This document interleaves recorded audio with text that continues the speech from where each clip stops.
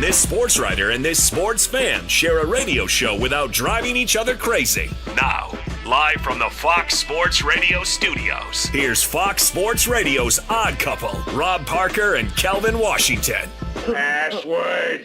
Ack, a dack, ack. Enter, brother. That's right. Come on in.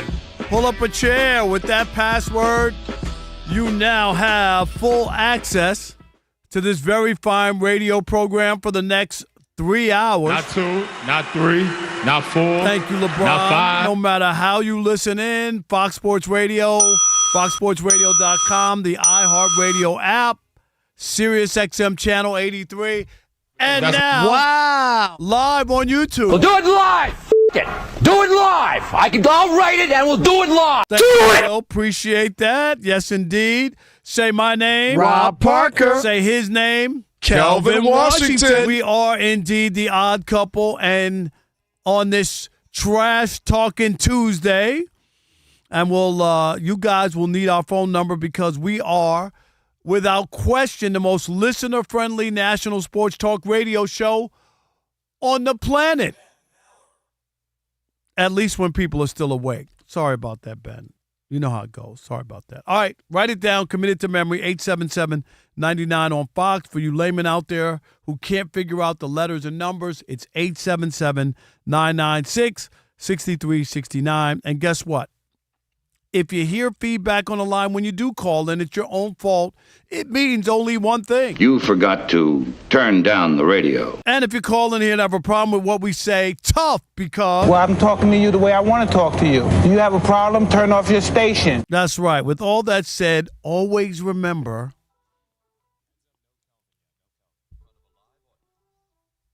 Sweet-oo beady, yeah. That's right. There you go. Let's go. Big show. It is the Odd Couple on a Trash Talking Tuesday. Rob Parker, Kelvin Washington, my partner, will be along momentarily. And, man, what a show we have for you today. A lot of good stuff to get into as we prepare for that Trash Talking Tuesday. Don't forget, your chance to trash anyone, anything in the world of sports. You'll have 15, 20, 30 seconds. We will not interrupt you. We'll let you have your say.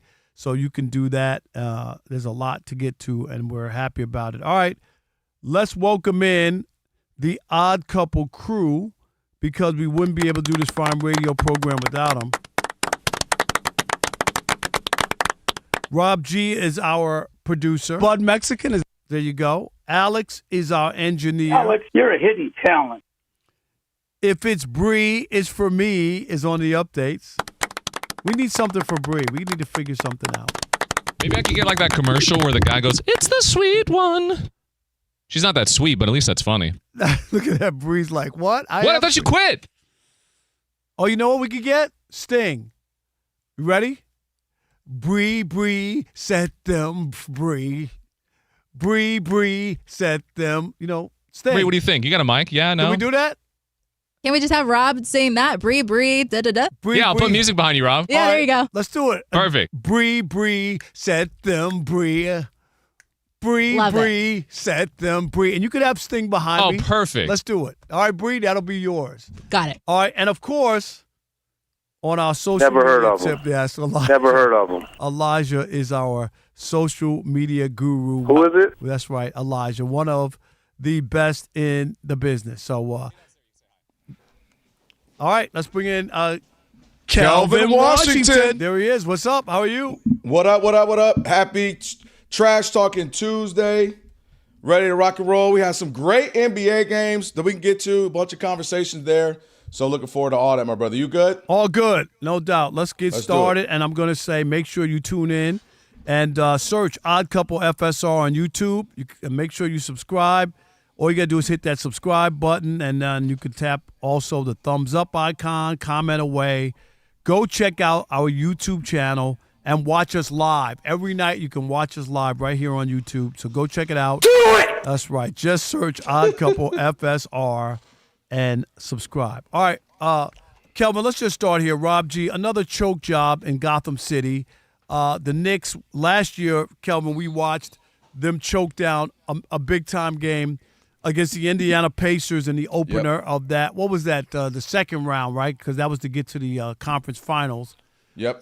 They choked that down. Last night, they're cruising, trying to go up 2-0 against the Atlanta Hawks, and then the Knicks turned into the Knicks. Instead of passing the basketball around, getting everybody involved, they started playing Rob G. hero ball, and guess what? They lost. Yeah, tough scene for the New York Knickerbockers. They're up by 14 in the third quarter, and then in the fourth quarter, you mentioned they collapsed. They scored 15 points there in the final frame, which allowed C.J. McCollum and the Atlanta Hawks to steal Game 2, even the series heading back to Atlanta.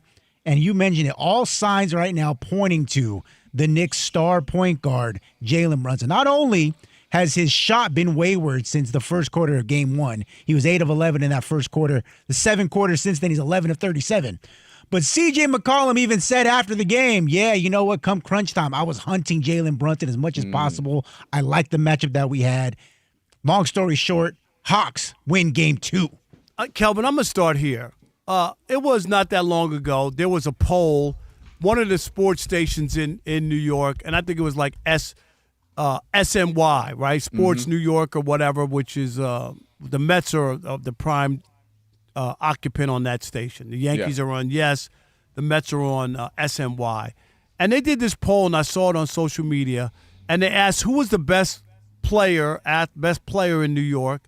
And Jalen, this was last year, Jalen Brunson was on the list ahead of Aaron Judge. Like seriously.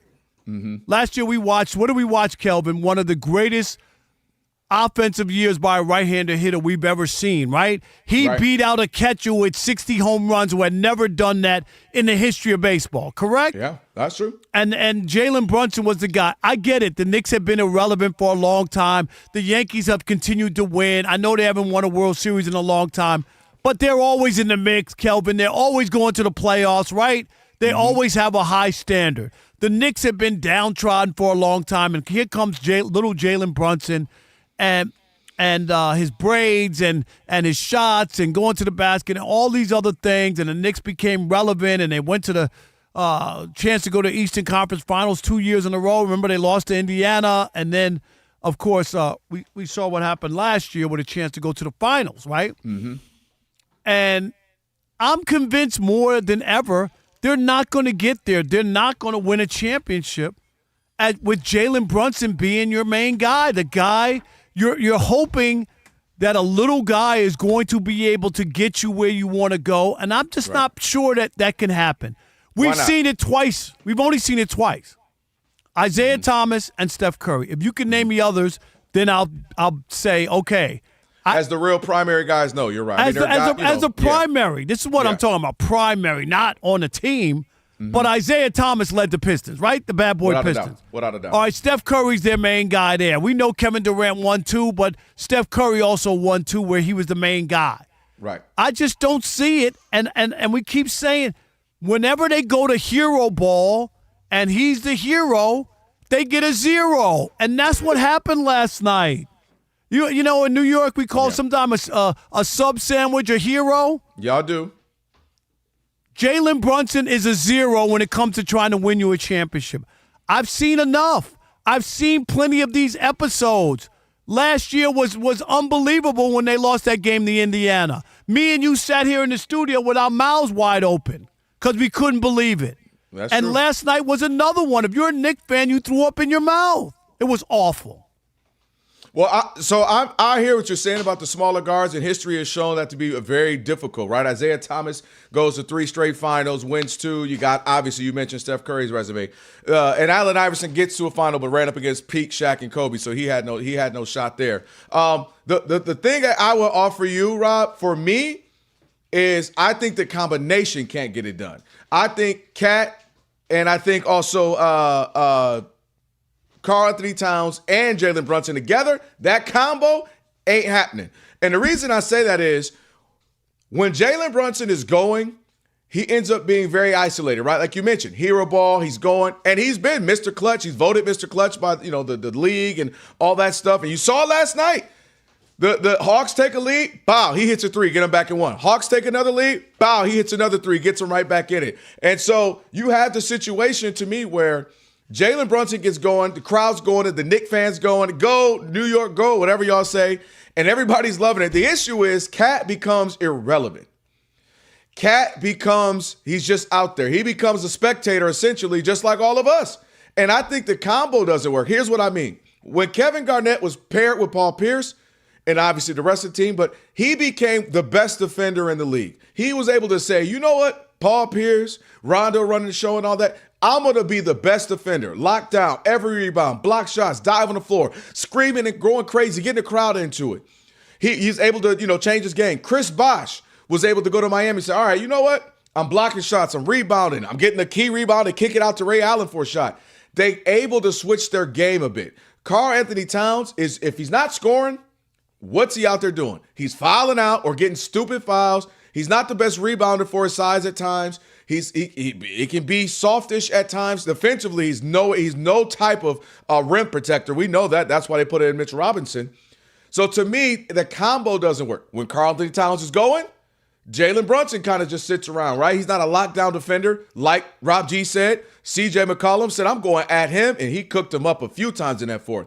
So my point to you is, Rob, I think Jalen Brunson, the reason why I think he can get there as a smaller guard is because even though he's small vertically, height-wise, he's big body. He's bouncing off people. He's posting up guards, some even bigger than him. He can get easier shots.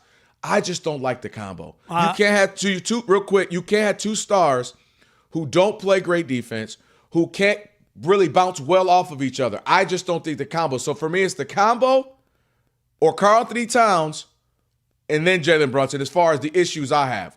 It's the combination of the two, meaning maybe it's Giannis, I might feel differently.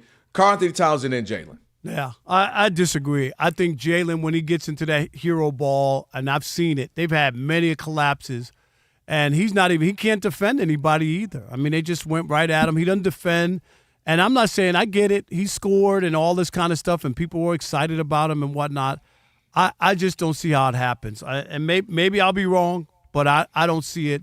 And last night was just a typical example of what we've seen before from this Knicks team, and this is why people don't buy in. And I'm not saying, dude, you're going to lose, and there are going to be situations where teams play well and beat you. But the last 2 years, these kind of losses that they've had at Madison Square Garden, and remember, even the upstart Pistons beat them a couple games at Madison Square Garden. I mean, they won all the games in Detroit, and it worked out for them, but it was harder than it should have been, and that's where my point is, that at some point you need to take care of stuff and get out of that hero ball. And they built a nice lead. You said it. Up 14 to start the fourth quarter. They were passing the ball around. And then when you ask them to all of a sudden try to win the game and play that kind of style, it doesn't work. By the way, they got a little puckered. You know what I'm talking about. They puckered up. OG Anunoby taking some weird shots, missing free throws. They missed a lot of free throws. Again, Jalen Brunson he made some clutch at towards the end, but they missed some weird shots. They were getting bodied up in the paint on the defensive end. Jalen Johnson taking it to him. So yeah, they were puckering up. And again, Mike Brown, he doesn't have a history for necessarily getting you out of these situations.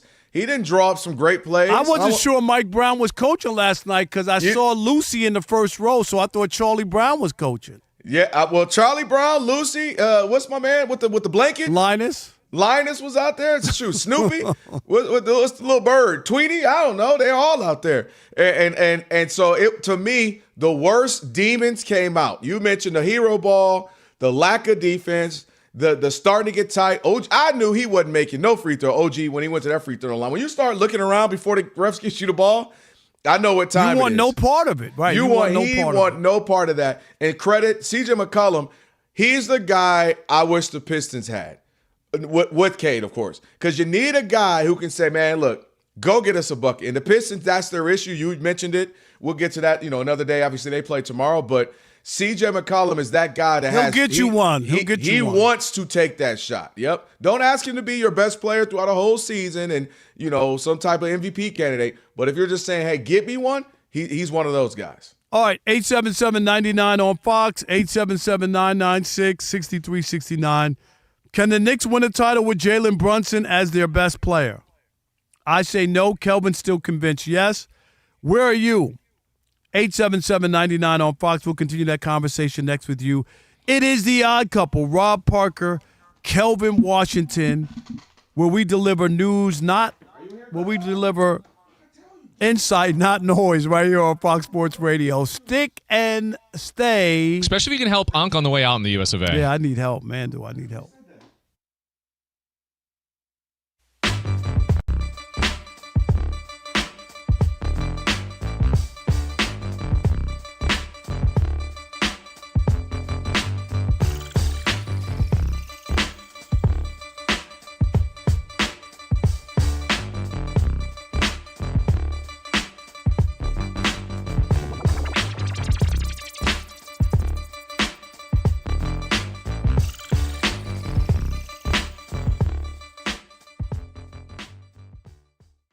Yes, sir. LeBron James making his, 23rd playoff appearance coming up on Saturday night against Kevin Durant and the Houston Rockets. Shorthanded Lakers against Houston. Nobody's expecting the Lakers to win that series. And as a result, The Athletic. Oh, I'm sorry. Did I say that? The Athletic did a long-form piece on Friday that discussed, what's next for LeBron if and when the season ends in the next couple of weeks here. And in it, Dan Wojcicki and Sam Amick, both very reputable reporters, said that people close to LeBron and LeBron himself still maintain even now that they're not sure if he's going to retire this season. And on top of that, if he does decide to come back next season, you still won't know whether or not it's going to be his last year because he has no interest in a farewell tour. I just can't believe that. That would be so unlike. It would be changing everything that this guy has done.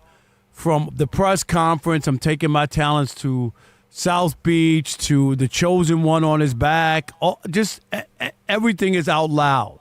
Everything. He has a patch on his – he's the only one with a patch, right, on his uniform about his 22nd season in the big – so now all of a sudden he's going to go out with a whimper and it's not going to be a big deal and he's not going to want – a coronation or acknowledgement of what he was able to do and try to solidify in some people's mind, the young people who never saw Michael Jordan, that he's the greatest.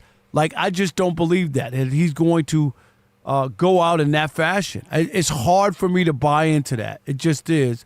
Because if that was the case, there would be no patch on his uniform right now. There just wouldn't be. Well, I don't know. We talk about the patch. I still don't. Adam Silver just wanted to honor him and give it to him. I don't quite know what that was. I agree with you. He could have said no. What is this? If it's for everybody, who's ever seen a patch for one player? I've never seen that. I'm agreeing with you. I don't recall. Maybe Ever. There's something I'm missing. There's some history, maybe. But here's where I totally get your sentiment. It makes sense.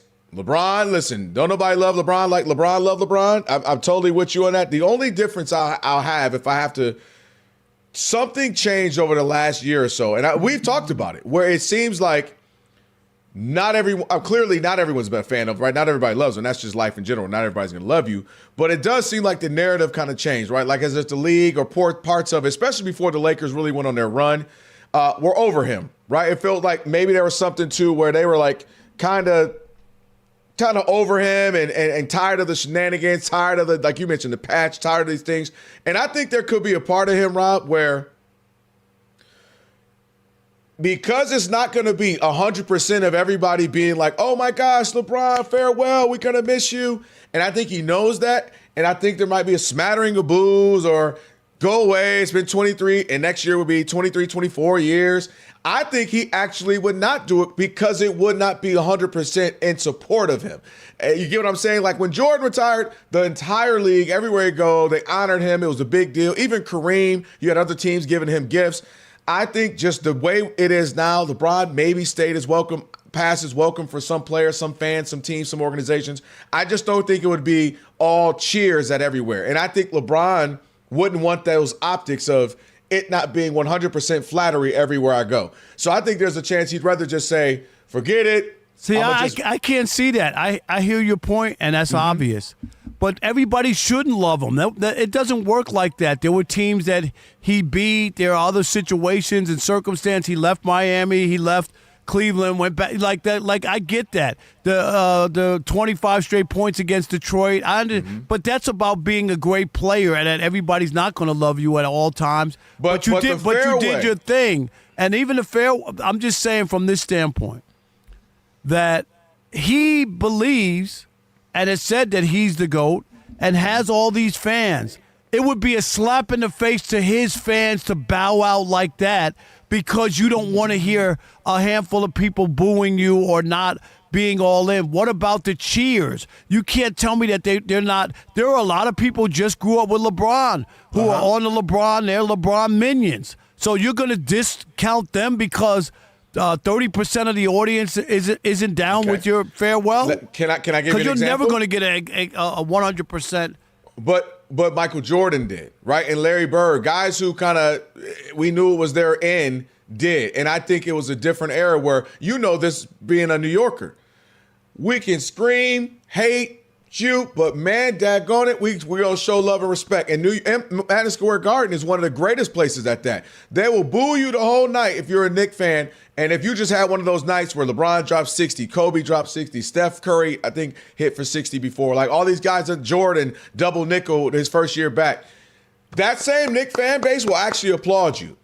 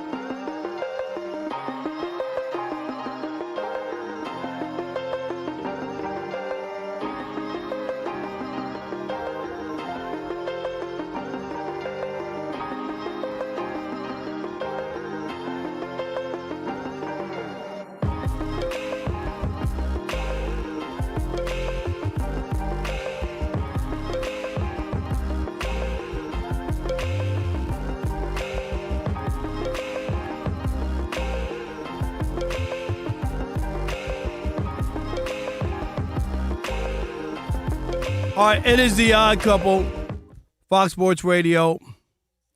Rob Parker, Kelvin Washington. Be sure to tune in to Fox Sports Radio's Draft Night Live. That's right, which is Thursday coming up, 8 p.m. Eastern. Remember, we'll be on from 7 to 8, and then the draft show, first round of the NFL draft. Join Jay Glazer, former Falcons general manager, Terry Fontenot, college, of course, LeVar Arrington from Two Pros and a Cup of Joe in the morning, of course, and, of course, a college football Hall of Famer, and, of course, Fox Sports lead college football reporter Jenny Taft. They'll all be here. They'll have all 32 picks, predictions, and reactions. Again, that's Thursday coming up, 8 p.m. Eastern, throughout the first round of the draft. So you want to make sure that you're here for that. And remember, it is brought to you by Express Pros. Facing production swings and tough skills gaps, Workforce Solutions from Express Employment Professionals make hiring easier. Find your local office and see how Express can help you hire faster and smarter. That's right. Visit expresspros.com today. Don't forget, Ephraim Salam's coming up. We'll get into some football as well with him. But right now we're talking about the Knicks, Rob G. Jalen Brunson, can you win a championship with them?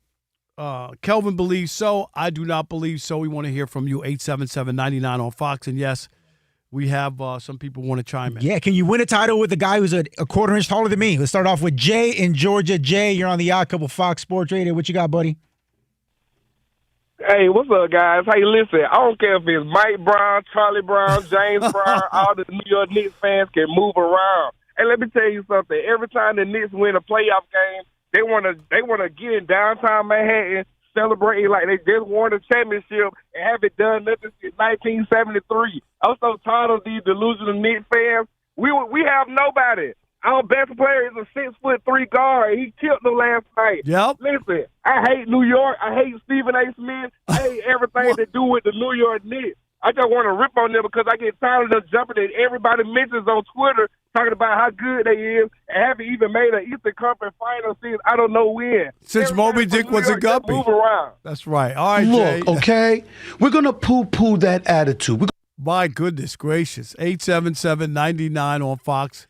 Jay wasn't having it, I guess. He was not having it. Let's keep it pushing, though. Josh is in Arizona. Josh, you're on the Odd Couple Fox Sports Radio. What you got, Josh? How y'all boys doing? Appreciate y'all for having me on. Thank you, Josh. What's up? I'm going to say in the history of the NBA, can it happen? Sure. But will it happen? No. I think we see Isaiah Thomas, Zeke, and Steph Curry. Those are the only two guards I can think of. Yeah, who were the lead primary guys. Right, exactly. Yeah, yep. so it just doesn't. 6'7" and up on the wings, and then 6'9", 6'10" to 7 feet on the bigs. That's usually your best players if you want to win a championship. So yep. I agree. I appreciate it. Thank you. 877-99 on Fox. You know what's funny is you people who say like you can't win that style of basketball. Him, Luka Doncic, James Harden all play the same style of basketball. The difference is one of them is 5'11", the other ones are 6'5" and 6'8". 100%. All right, one more. We can sneak it in here. Let's go to the scene of the crime. Leo in NYC. You're on the Odd Couple. Here we go. Fox Sports Radio. Leo's panties are in a bunch. I already know this. Man, it was tough out here. I don't know what Jay talking about. They hate us because they want to be us. Anyhow, last night it was tough. But I feel like they can. Without bet that they will, no. But, you know, they need a true point guard because Jalen is not in the business of, like, getting anybody involved. I mean, we had, like, in the fourth quarter, 4 straight possession where he just gets the ball and he would just dribble it, go one-on-one, and then shoot. Like, he doesn't take off, I'm going to get my big man involved. I'm going to get this person involved. Like, no. So if we get a true point guard, a true distributor, maybe, but other than that, no. I'll say no. That's unbelievable that finally Leo agrees with me. He's always the anti-Rob. Leo, are you all right? Leo, are you okay? You doing all right? Yeah, was Leo all right or something? What is this? You know he's always ripping me. Always he can't stand Rob, I love you like a play cousin, but then he'll go at you. Yeah. The only thing I'll say is I feel like y'all letting Karl Anthony Towns off the hook. One has overachieved. We're not talking about Karl Anthony Towns because last night your guy played hero ball and they lost. They choked down a big game. He ain't my guy. Yeah, but I get what you're saying. That's why it is. It's not nobody's crowning Karl Anthony Towns or saying that he's he's all good or whatever. Yeah, he's not the king of New York. But one guy is the king of New York, and we saw when he plays hero ball that it doesn't work out. They did some poll last year and like he considered he could be the greatest Knick of all time already. I mean, come on. Are we? Did you ever hear of Willis Reed? God. They got to settle down a little bit. The recency bias is crazy. Ephraim Salam on the other side. Right now we got If It's Bree, It's For Me on the updates. Ever heard of Earl the Pearl Monroe? Thank you. Okay, Bree. We got you. Who you been hanging with? Bree, what great uncle you been hanging with? Hey, nice, that's mean. I've watched basketball since I was a little girl. Okay? Earl the Pearl, I like that. Clyde Frazier. Phil Jackson was a Knick for a little while, right? Kind of a bench warmer. Okay. Anyway. All right, in the Eastern Conference playoffs right now, the Celtics have a 26-13 lead over the 76ers. 3 minutes left to go in the first quarter. At 8 p.m. Eastern time, the Spurs are taking on the Trailblazers home in San Antonio. They have a 1-0 lead. And at 10:30 Eastern time, the Lakers and Rockets tip off. Kevin Durant is still listed as questionable, and according to ESPN, Austin Reeves is further along than Luka Doncic in the rehab process and is on track to return in late round 1. In playoff hockey, the Lightning have taken a 1-0 lead over the Canadiens early in the first period, and the puck drops between the Bruins and Sabres in about 10 minutes from now. And in Major League Baseball, the Yankees have a lead over the Red Sox, a 1-0 lead over the Red Sox, bottom of the third inning. Giancarlo Stanton with a solo home run in the second inning. And it is scoreless between the Twins and the Mets, bottom of the second inning. Mets trying to avoid losing 12 in a row. They got some good news. Juan Soto is scheduled to return on Wednesday after missing the last 14 games due to a calf injury. Back to you guys. All right, Bree, thank you. Appreciate it. Odd Couple, Rob Parker, Kelvin Washington, Trash Talking Tuesday. Coming up in over a little bit of an hour or so. Shekel City Play of the Day on the way right now. Ephraim Salaam, former NFL offensive lineman. Hey, Fox Sports Radio Weekends. Ephraim Salaam on X. Big E, what up, man? What's happening, brothers? How y'all doing? Nothing. We're doing good, bro. You can't win with a small guard. Is that just going to be the thing aside from Zeke and Steph Curry? Is that it? You believe in Brunson? I believe in Brunson with his, supporting cast. I think the real outlier in this is Cat. Karl Anthony Towns. He has to be dominant. He's one of the few big centers who can play with his back to the basket and step out and shoot the three. He needs to be more of a presence in the post. Look, I don't need him shooting 7, 8 threes. What I need him to do is when we need points to go put his back to the basket and get an easy bucket and get to the free throw line. That's how you stop a team going on a run, right? You hoisting up 3 after 3 is not going to stop a team going on a run, and especially you being a center. Put your back to the basket, go get a hard bucket, a real three-point play. I think that's the thing that they really need to look at, and that's the catalyst for how far New York goes. It sounds like you're watching a black and white TV because they don't do that anymore. I hear you. I know. It makes total sense, Ephraim, but they don't play like that. I agree with you. If you have a big, I'm just saying, I agree with you. I agree, but they don't play like that. I agree. Then the coach needs to be fired. And here's the other problem. I just don't like the hero ball by Jalen Brunson, and we've seen it. Like you can't lose that, man. You get the ball, you dribble, and then put up a shot and just keep doing it. And that was a game you can't lose. You remember last year they lost to Indiana, blowing a 14-point lead with 2.5 minutes to go. Yeah. That's ill-advised shots, poor coaching. You can't have that. It's every time I watch the Knicks, I'm like, I don't know what people are in love with because I don't see them winning anything playing this way. But anyway, what people are in love with is New York. They play hard.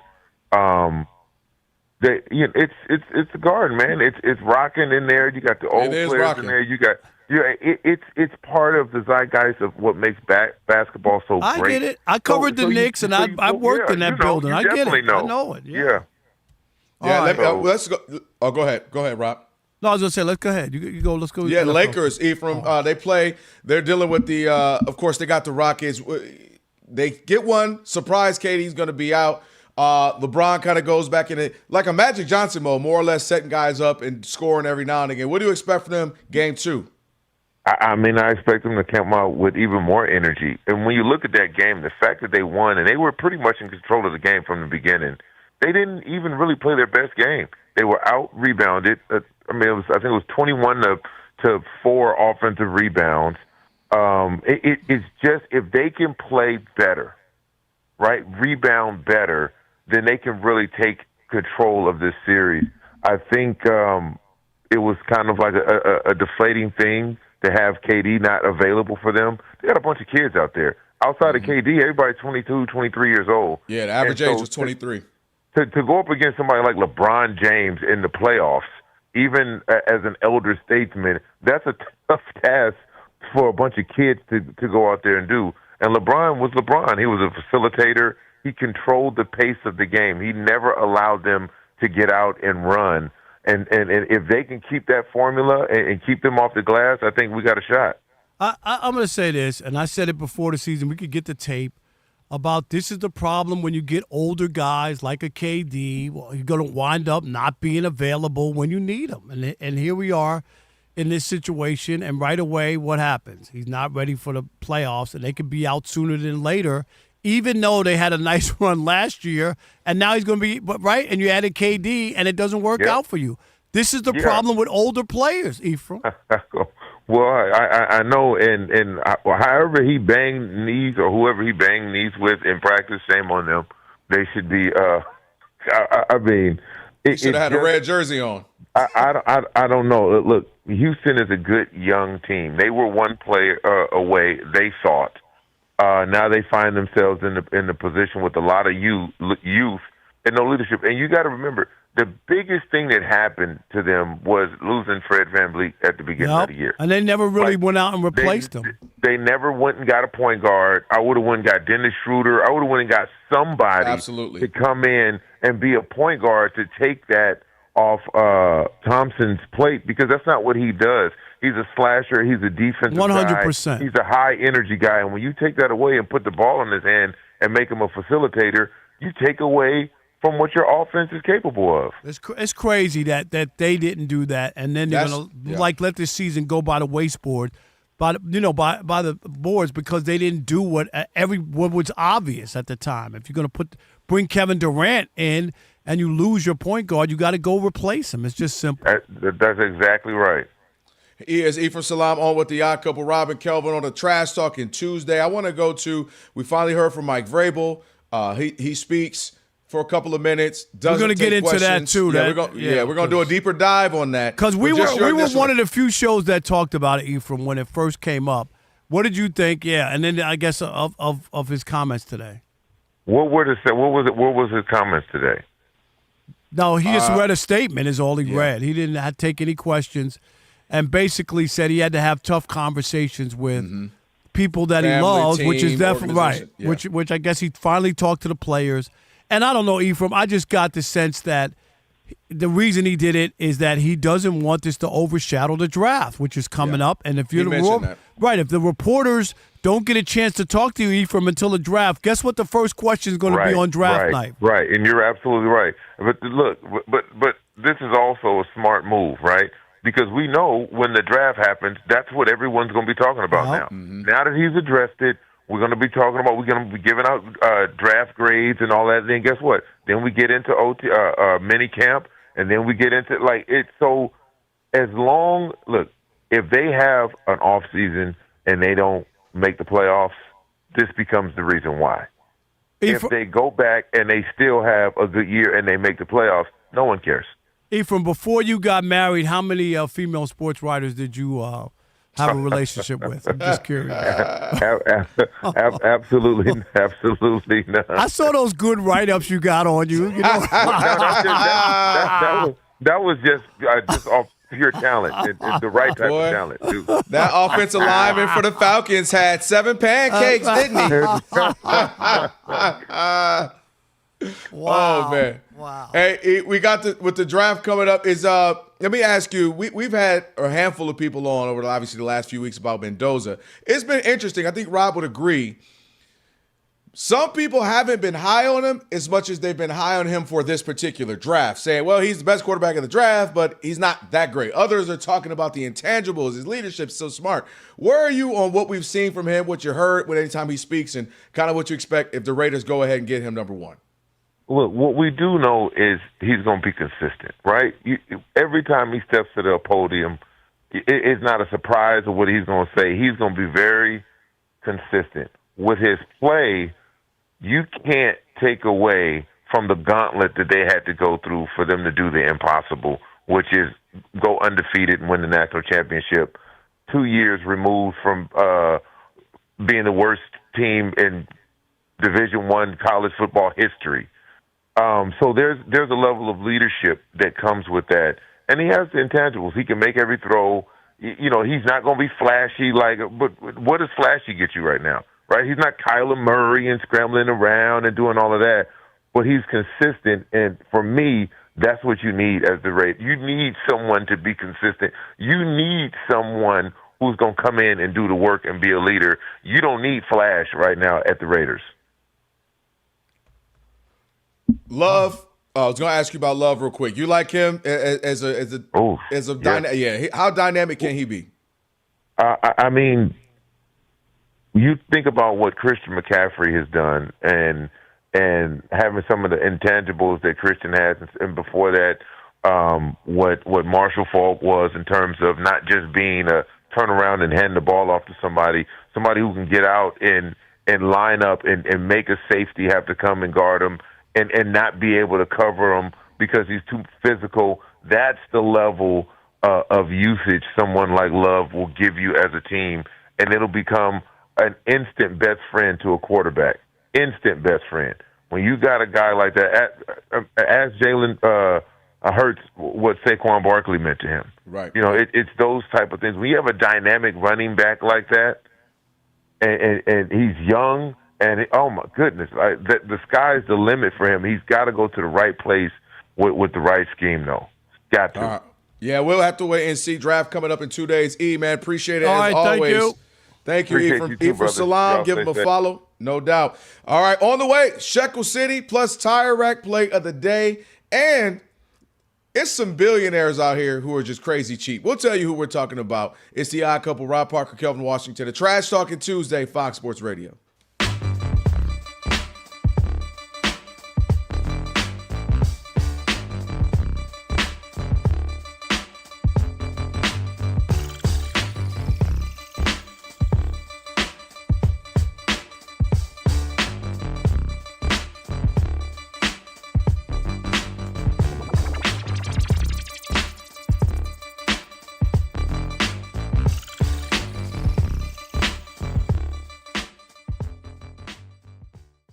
Let's start here. And, Kelvin, I know you had to be your panties were in a bunch last night. Not They happy. were. Seriously. Yeah, the panties were in a bunch.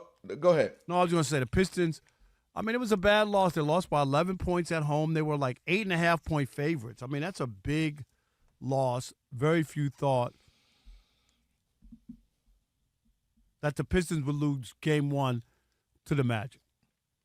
Yeah. For me, a couple of things. The Pistons, what they're going to have to realize, and I think they got educated on that, Rob, is that just showing up, being the Pistons, who have been a number one seed for just about wire to wire this whole season in the East, and showing up and every night playing hard and kind of punking some teams, right, and punching people in the mouth, that has been their brand of basketball, along with a top, wherever you want to put Cade, 7 to 10, 11 player in the league, depending on where you want to put them. That has been what they've done. But the difference is they ran into an Orlando team that we talked about this last week with Rob G. Orlando's finally healthy. You got Franz Wagner, who is back, who missed 47 of 51 of the last 51 games for them, now he's back. Paolo's playing great. Wendell Carter's playing great. Jalen Suggs playing great. So they're back fully healthy, saying they're the team. This is how we were supposed to be last season or throughout this season, where people had higher expectations of us. And I think the Pistons came in a little lax, Rob. They had a week off because they locked up that number one seed. A few of the games, even before the season ended, didn't really matter for them in the sense that I think they just were cruise control. And they're playing an Orlando team that has been fighting for their playoffs lives. In fact, fighting for their play-in lives. And I think they've been kind of in that playoff mode the last 2 weeks, a week and a half at least. So they came in hot, ready. They had to beat the Hornets to get to this point.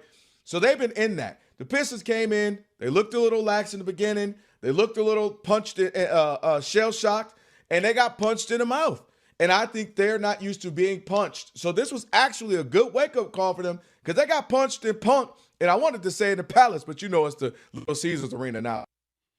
So they didn't get offensive rebounds. The Magic held them to 6 offensive rebounds. That's what Jalen Duren does and the rest of the B. Stewart and those guys do. They got held off the glass. They didn't turn the Magic over like they normally turn teams over. They led the league in like points off turnovers and fast breaks points. They didn't get any of those usual things. And last point, the thing that we all know is a bit glaring is if Cade Cunningham isn't scoring a lot, where are you going to get it from? He had basically 39 points, but you didn't get much from your all-star, Jalen Duren. 33 minutes, he took 4 shots, Rob. If this were Karl-Anthony Towns, I would be making fun of him. I would be disappointed in him. I would be calling him out. So I'm calling out Jalen Duren, and first-time all-star, one of their best players, if not the second best. 8 points, only 4 attempts, minus 21 in the plus-minus. He did not come to show up. Wendell Carter outplayed him. The big men and just the size of the Magic shocked Detroit, and they got punked at home. So I'm not overly worried for them. I think it'll be a 6-game series. I think they thought in their mind the Hornets, which they would have easily been able to handle. And so, but credit to Orlando. They came out tough. They came out hard. They got out to a lead, and just a jump of physicality that the Pistons couldn't overcome. But they got to show up. And Cade showed up, eventually just kind of taking over. But it wasn't enough from Duren specifically, and they got out-toughed and out-punked. It got punked at home, and I think they'll show up game 2. But credit Orlando for a nice win. I got out of that. That a lot of people in Detroit, and I saw all the social media stuff. Mm-hmm. Oh, they're disrespecting the Pistons. They won 60 games, and nobody's picking them. And there's a lot of reasons why, and I saw a lot of those reasons we talked about during the season. And winning games during the regular season, because I'll give the Pistons credit, is that they play hard the whole season. Everybody in the league doesn't play like that. So you can win a lot of games, Kelvin, because people don't play like that. They played hard. You get into the postseason, it's a different animal. And the idea that the Pistons could somehow, for a team that hasn't won a home playoff game since 2008, could come in and be laissez-faire and not think like the first thing you want to do and not lead ever in the game. They didn't lead one time. It hasn't happened since like 1996 or 7 that a number one seed didn't lead at any point in the game, which is incredible. Seriously. And the thing that I would be worried about is Cade scores 39 at home and you still get blowed out. Because they got blowed out to me. They lost by 11. It felt worse. Like they just couldn't get over the hump. And my point is that team feels like Cade and other guys.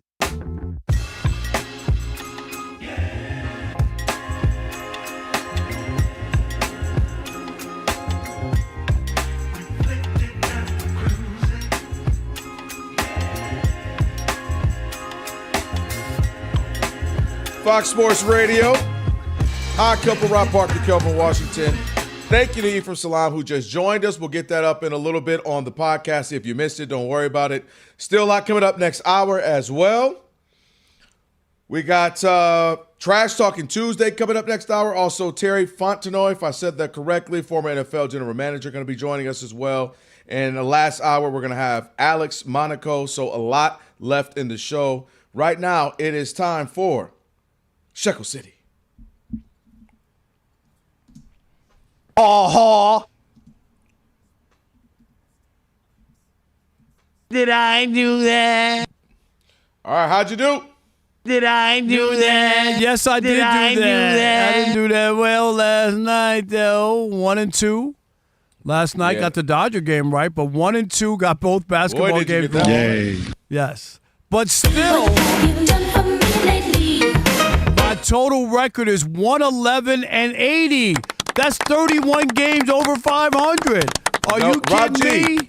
Rob G, when does he reset? Is there a reset coming up, Rob? No, there's no reset. No. Okay, so when you're doing great, we ain't had a reset in a minute. No, we'll reset in September when we start football again. Okay. We're going all summer. So what happened from September to November? Why'd you only go those 2-3 months? No. It was Elijah was the one who decided to reset everything. Come on, Elijah. Whatever Elijah wants to do, I'm with it. You got to do better. All right, tonight I'm taking the Rockets -5.5. I think KD plays. The Rockets are favorites in Los Angeles tonight. They must know something. They right? do. -5.5. Yeah, right? That's a big. If it were -2.5, okay, maybe 1.5 for on the road. Rob G, am I right? It's 5. It's 5. It's what I saw -5.5. So they're favorites in LA tonight. All right. Yeah, and I still don't see anything unless I'm missing it that they've been announcement. Did they announce that he's playing for sure? Not yet. All right, but I'm gonna do that. I got the Spurs -11.5. They're taking on the Trailblazers, and that is correct, Kelvin. -5.5 for Houston. And also, I'm going to take the Padres. They're in Colorado, taking on the Rockies in Denver. I got the Padres -1.5. So the Padres -1.5, the Spurs -11.5, and the Rockets -5.5. And remember, I'm not telling you who to bet on. I'm telling you who I bet on. All right, you might as well tell us who to bet on. You've been doing so well. There you go. From last night. All right, and now let's get into the tire rack play of the day. He gets this one. Anders Martin. He scores! This one counts. Jordan Martin wins it in overtime. 99 won the fan right there on the call. That was your Tire Rack play of the day, brought to you by Tire Rack. And Tire Rack for over 40 years. They've been helping customers find the right tires for how, for what, and for where they drive, ship fast and free. Backed by free road hazard protection. And, of course, with convenient installation options, that's right, like mobile tire installation. They'll come to you, TireRack.com. It's the way tire buying should be. All right, Rob G. I think the greatest hockey announcer of all time that I ever watched. Well, I know who you're about to say. Nope. Dan Kelly, who did the games on USA Network when I was in college in the 80s. He might have passed away, but he was tremendous. On USA Network, Dan Kelly. All right, go ahead, Rob G. Sorry about that. Go ahead. Yeah, Portland Trailblazers owner, Rob G. We know about millionaires and billionaires being frugal. One of them is on our screen right now. I don't know about that. I'm frugal, but not like this. But this is on another level, Rob G. Yeah, he went full Rob Parker, but on a billionaire scale. All right? Which is ridiculous. So Rob Parker will use a mattress bag as a luggage item to go to the Super Bowl. No. Seriously, though. See, people think we go to our Instagram. This is a true story. What a Gucci backpack on. It's That's crazy, right. Rob. And the Blazers owner, Tom Dunn, heard that story. He saw the Instagram post. He's like, I'll do you one better. This is what I'm going to do. I just paid about $4 billion for this team. This is what I'm going to do. Number one, all staff is required to check out of hotels by 12:30 to avoid late fees. That includes players. The game might not start till 7. Too bad, buddy. Scoot Henderson, find yourself a spot there on the couch. You're hanging out there for 6 hours. Can I say this first? Yes. All right. I'm a marquee titanium platinum lifetime member. You get a 4 p.m. checkout when you're of that status. Mm-hmm. There's no reason that they're forcing those guys to get out at 12:30. It's ridiculous, Rob G. Go ahead. Well, that's part of it. Here's number one. Number two, the free T-shirts for the fans for the upcoming Game 3 of the playoff series. No, we're not doing that. Cancel that. Nope. Save us a couple grand for that. Number three, two-way players not allowed to travel with the team for road playoff games. Sorry, if you're not on the active roster, you ain't coming with us. So wait a minute, Bronny couldn't come to the game if he was in Portland? Drew Timmy couldn't come, none of those dudes. All right, and last but not least, team masseuse seems important when you're dealing with multi-million-dollar athletes. Denied having a room for pregame treatment. Find yourself a spot there in the lobby and figure it out. Yo, that's crazy. Rob Parker, honest to goodness, it's so bad I can't believe Adam Silver, well, or maybe I can, isn't demanding better, isn't having better expectations. Like, I get maybe you don't want to sign and go over the luxury tax and okay, all of this. Dude, you can't find a way to have your players, NBA players, have a little bit later checkout? You can't find a room for the masseuse, Rob? Something that is important to, keeping their bodies healthy so they can perform well? This is crazy. And I can't believe the league doesn't step in and say, all right, we got to have a minimum, right? Because this reflects the whole. So, there has to be some type of floor for, all right, this is the baseline of the accommodations for our players. None of it makes sense. I mean, it just, when you do that, when you first come in the door, you could tighten your belt. I understand on waist. But when that's the story about you, that you're a cheapskate, right away, I'm going to be reluctant to want to put money into your pocket if I'm a ticket buyer. You know what I mean? It's a bad reputation. He sounds terribly cheap, like he's going to be a bad owner. That's what he sounds like.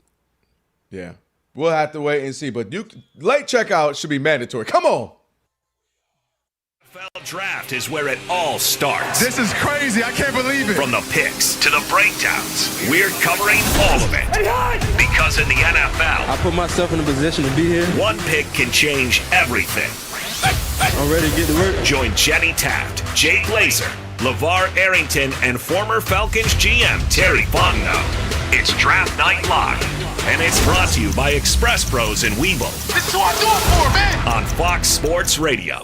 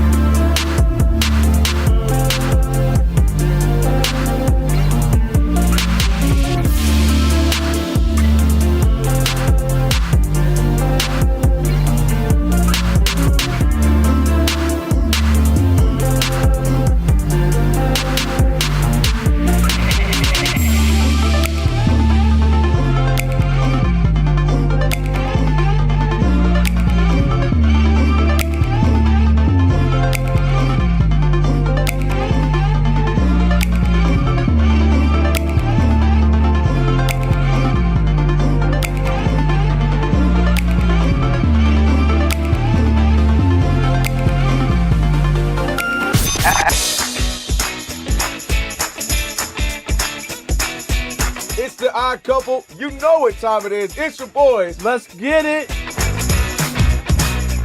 The Odd Couple is fun. Check. And informative. Check. What's up, America? You want to talk sports with 1.5 of the best-looking guys in the game? That game was incredible. You are wrong. You'll be king of the water cooler. What's it like working with Rob? Rob in his mind is like Chris Rock mixed with Richard Pryor, so I'm running out of fake laughs. Ha ha, Rob. Rob is very passionate. Son, you ain't ready for this. Well, I don't have BS in my game. I'm straightforward. I'm honest. You say Brady's the greatest quarterback of all time, but Eli Manning beat him twice. And, of course, it doesn't hurt that I'm right most of the time. Kelvin is the nice guy, wants to make everybody feel warm and fuzzy. You done? Let me tell you the truth. I bring the energy, a youthful energy. Rob's not gonna see this, is he? And I bring an honest opinion. Michael Jordan, I can't take it anymore. I need a break. I'm gonna go play baseball. Trash Talking Tuesday is the best. It's a great opportunity for folks to call in and they get to trash whomever. Who you trashing, Roger?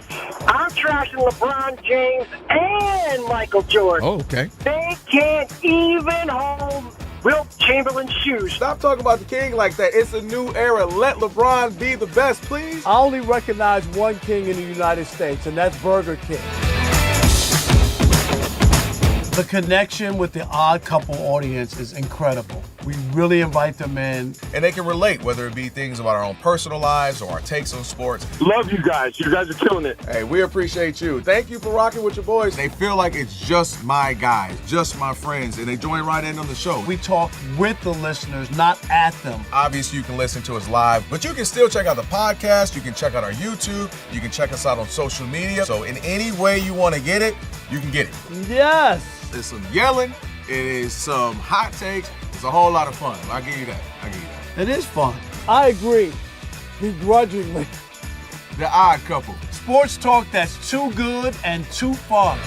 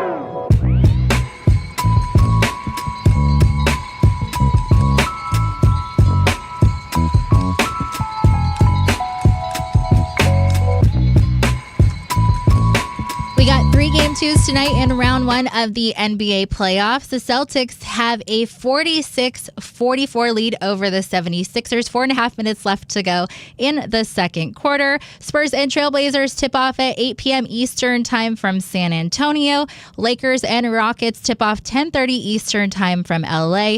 Rockets forward Kevin Durant is still listed as questionable as of now. And according to ESPN, Austin Reeves is further along than Luka Doncic in the rehab process and is on track to return in late round one. In the NHL playoffs, all tied up at 1 apiece between the Canadiens and Lightning headed to the second period. The Bruins and Sabres are scoreless, 12 minutes left to go in the first period.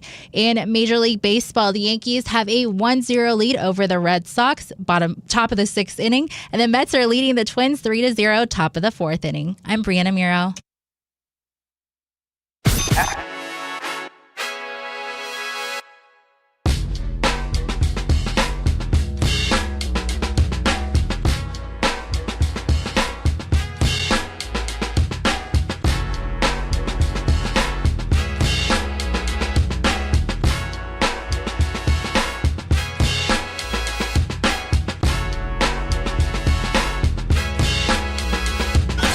Can this sports writer and this sports fan share a radio show without driving each other crazy? Now, live from the Fox Sports Radio studios. Here's Fox Sports Radio's Odd Couple, Rob Parker and Kelvin Washington.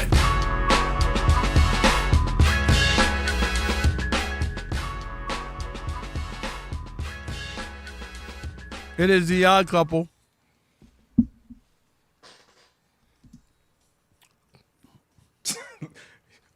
On hour number 2 on a Trash Talking Tuesday. That's right. When you out here trying to get skinny, you got to make sure you burn a lot of calories. So you got to eat a bunch of small little meals. That's right, out here in these streets. Hour number 2. No doubt about it. For over 40 years, Tire Rack has been helping customers find the right tires for how, what, and where they drive. Ship fast and free, backed by free road hazard protection with convenient installation options. You know what? I don't know what I was thinking when I took that bite. Like mobile tire installation, TireRack.com, the way tire buying should be. Also, don't forget our YouTube channel. And make sure you subscribe. That's right. Just search Odd Couple FSR on YouTube. Again, just search Odd Couple FSR. Don't have the hiccups again like last time. And subscribe. So, Kelvin, don't start doing that. We're not doing that. Don't forget Trash Talking Tuesday coming up in about 43 or 4 minutes from now. We'll do that. And your chance to trash anyone, anything in the world of sports. We'll give you 30, 40 seconds. We will not NOT interrupt you. And yes, I know you talked about it. I worked out again with my trainer, and I'm going to say this. I'm ready to I'm all in. I'm all in on this. Yeah. I felt good after today. You see I'm posting pictures. Yeah, I saw it. Hey, listen, I will say this on a serious thing. Anybody I know who's lost a lot of weight, I'm talking people we both know, reporters, and it was the accountability of like making it a daily, like I post when I'm on the treadmill every day. Or I post when I'm on that track every day. Or I post when, and it was kind of became a lifestyle where everybody was like part of it, if you will. Yeah, you know what I mean? Definitely. I'm going to take you on the journey because, I've already posted and I put out like real goals. Like I didn't just say I'm trying to lose a couple pounds. I put it out there that I've lost 20, eating right and cutting out the bad stuff. And I got another 31 to go. And I have 4 months is the journey, exactly 4 months when I head to Atlanta for the NABJ convention. Did you see what I put on your page? Yeah, I did see that for Cinnamon, and who was the other chick? I said, my boy going to be ready for Cinnamon and Destiny. Alex, my boy is getting ready, boy. He not playing. When you start putting your own stomach on the gram, that's when Alex, I know you didn't see it, did you? It's on a whole new level. Rob, I'm going to hit up them and tell them you need a new walk-up in Magic City. That boy is too sexy for his shirt. Now, Rob, remember, let's keep it off this time. Yes. There's the problem. No, but you know what? I'm already like, I shouldn't be like thinking like this, but already I'm like, my new trainer, Valentino, and he's really good. I could tell already, like, as far as like the techniques and being patient with me and all that. Mm-hmm. I was saying, like, okay, well, maybe he can be my trainer for the next 5 years. And whenever I do this 4 month after the Super Bowl thing. So you're meaning it ain't going nowhere. It ain't going nowhere. You gonna keep the 6 months, 6 off, 6 on, 6 off. Alex, I'm just saying, like, Alex, you know he a brand muffin. You know he a brand muffin. You know I love the cheesecake. I can't. Oh, God. I can't. How can I go with no cheesecake the whole year? You know what, Rob? You can't starve the chinchilla. You're right. You know. Okay, can we? Here's my last point before we get to it. Having now been with you a couple of falls, it is extreme. Like nobody's saying you got to walk around here with abbed up every day of your life. I get it, right. But maybe a little bit, and then that way the recovery isn't too bad. But I let myself go. Boy, listen, you are so extreme. When you let go, you let go. But when you go. You go. Rob, when you bring in a 12-pack of muffins or cupcakes and 6 are gone, we're somewhere. Wait, Alex, the last point was there were 6 of us. Yeah. He brought in 6 for us, and he still ate one more. So one of us didn't get one. That's crazy. Oh, that's a shame. I'm sorry. All right. Rob G, what a great night in NBA playoffs. We got teams that were down 14 in the Hawks, down 19 in the Timberwolves, able to bounce back and win Game 2 against the Nuggets and make it a series. Yes, sir. The Minnesota Timberwolves left for dead after the first 5 quarters of the series. They lose game 1. They get blowed out. They make it close there at the end, but it was never really that close. And then in game 2, they fall behind that whole early. game. I agree with you. They fall behind early. It looks like they're going to be down 0-2 heading back to Minnesota. And instead, they mount a furious comeback led mostly not by their stingy defense. Shout out to Rudy Gobert. He was very good. But because their offense finally came to play. Julius Randle got stuff going. Anthony Edwards got stuff going. And Jaden McDaniels sent a warning shot at Denver and said there's more to come in the rest of this series. Take a listen. Go out for Jokic, Jamal, all the bad defenders, Tim Hardaway, Cam Johnson, Aaron Gordon, the whole team. Like, just go at them. They're all bad defenders. Yeah, they're all bad defenders. They don't got people that can defend the rim, and if he is there, we still more athletic than them, and just got to be able to finish when we do. Listen, Denver's the better team. Denver's proved, they have a championship. But I like that from Jaden McDaniels. I like him saying, hey, we ain't scared of them. We don't have to walk on, reverence them, and oh gosh, take it to them. I mean, if we're going to lose fighting. So I like that from him. But on a larger scale conversation, when you look at the Timberwolves and when you look at the Thunder, those are about the only teams, Rob, that I've seen been able to have a similar success against an all-time great in Nikola Jokic. He for some reason, these two teams have been able to make him work harder than he has to any other night, harder than any other series. He puts in work against just 95%, 97% of the rest of the league. And I started to really pay attention to this, obviously, the last couple of seasons. Like, man, what is it about the Timberwolves who knocked them out a couple seasons ago?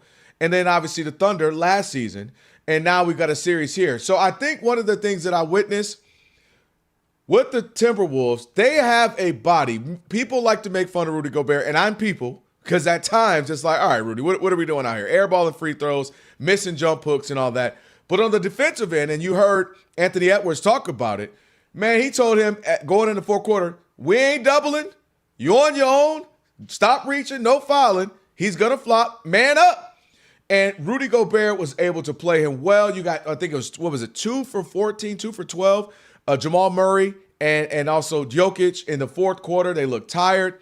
And I think the Timberwolves do something that other teams either don't have the capability, the manpower to do, but that is bang them up. Rudy Gobert, we know he's nowhere near the caliber of player, but you are 7'2" or 3 or whatever you are. You are a 4-time Defensive Player of the Year.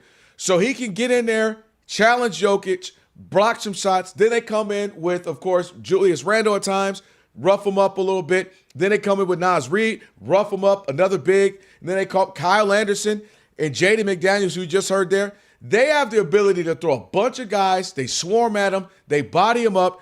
And I see the key thing that they do to him, and they've done this now for multiple series, they rough him up and he turns the ball over a lot. If you watch the game, he turned it over. He's turned it over a lot during previous series against them. If you look at what he was able to do against the Thunder, they turned him over a lot. And that's not, get into when they had 6'5" Alex Caruso guarding him. So there's only a couple of teams to me that just have that thing that they're able to throw different bodies, throw different size at them, and also just really muck it up for Joker, where he still puts up 25 and 12, but it's an ugly 25 and 12. Usually star players, as you know, been covering the league so long, they usually elevate in postseason. So if you're giving a 24 game, you usually give 26, 27. You go up because you're the guy, right? It's crunch time every game. And his numbers haven't gone down versus the Timberwolves throughout his 14 games that he's played them in the postseason, so throughout his career. If you look at his numbers, they're down. Only shooting 50%, normally shoots higher. Points are down. Assists are down. So I just think they have kind of that remedy to make him look, if you will, good, not all-time great. He's still going to look good because of who he is. And I love the way they body him up, they foul him, rough him up, and again, having a guy like Rudy Gobert, who if he ain't earning nothing else of his $30 million, whatever he makes, it's specifically for this series that Rudy Gobert earns his money. And I think that's what you're seeing. It's kind of an old school where guys used to have 4s and 5s, Rob. You remember that. You'd have David Robinson and Tim Duncan, Ben Wallace and Rasheed Wallace. all the Kevin Garnett and Kendrick Perkins, where you'd have bigs so that you can have multiple guys to throw at guys. And it seems like they are one of the few teams that can do that in this modern era of basketball. Yeah, I thought Jaden McDaniels was ridiculous. Like the idea that nobody can defend. How did you lose game 1 then? If nobody could defend, then you could do what you did in game 2, right? And you're gonna say, they really have the Joker's number, but he had a triple-double in game 1, 25, 13, and 11. I'd take that any day on 11 for 19 shooting. So it ain't like they stopped him or they got some magical formula or something, off on him or whatnot. And people have bad games. No one's going to be great every night, and you're going to win some games and whatnot. I get it. I don't think the Timberwolves are that bad where they were going to get swept by Denver. But do I think they're going to win and the Joker will be able to do what he does? I do. The whole idea you came back, it was a great win for them. Otherwise, they'd be in a 2-0 hole, right? Going home, hoping that they could change their fortunes or whatnot. And I get where you could feel good about it. But the idea that nobody can play defense on Denver, a team that won a championship and took the eventual champion last year to 7 games. So they're no good? Is that what he's saying? I don't know what he's saying. They're no good. Is that it? Well, I think he's saying defensively, he said nobody can play. That's what he said. No, he's saying defend. He was saying take it to them. How did they lose game 1 then? If nobody can defend, how did they lose? How did they lose game 1 to that team where nobody can play defense? So I'm looking at. I just wanted to pull this up. I'm asking. That's all. Yeah, I think how I read that. Now again, he came a little. It's one of those you got your arm around your teammate. Yeah, and then you get on the team bus. You're like, all right, maybe temper that down. I was going to say, come on, that was extra sauce on that. He put a little extra sauce, it was a little extra on that. But I think what his point, I think the frustration you heard from him, Rob, was we don't have to act like, he is the end-all, be-all, and, God, he's 3-time, could be 4 or 5-time MVP, and, we bow down. I think it was more of a message for his own team, not a shot at them. I think it was more like, hey. If I heard that and I'm the Nuggets, I'm like, oh, okay, really? Like, I just thought that was over the top. That's all. Like, give them a little bit of – it was a little WrestleMania, your favorite show. Oh, there you go, right. Let's go to Sports Center. Coming up next, we're going to break down WrestleMania. Let's do that. Boy, the way he DDT'd him, he got him in the air. I didn't like his colored thongs. Right. I would have chosen a more neutral color, but... And did you see that table? He picked up just the right size table. It just so happened to be there. Nobody was sitting at it. It was amazing. I think, when I go to Home Depot, they have a great deal, 4 for $100 chairs that I think go great against hitting you in the third rib cage, right? Your third rib on the rib cage on the left side. Yo, you better be careful. They coming for you on Twitter, boy. Oh, man. Do you see our views on this? Yo, they are coming. They ain't playing around. You got some people mad. Well, people watch Game of Thrones, Rob. They are mad. Crazy. All right. We just found out the most irrelevant major market sports franchise in the country. We found out who that is. We'll tell you about it next. It is The Odd Couple, Rob Parker, Kelvin Washington, on a Trash Talking Tuesday right here on Fox Sports Radio. Stick and stay. Because you might be trying to decide on an upcoming college in the US of A.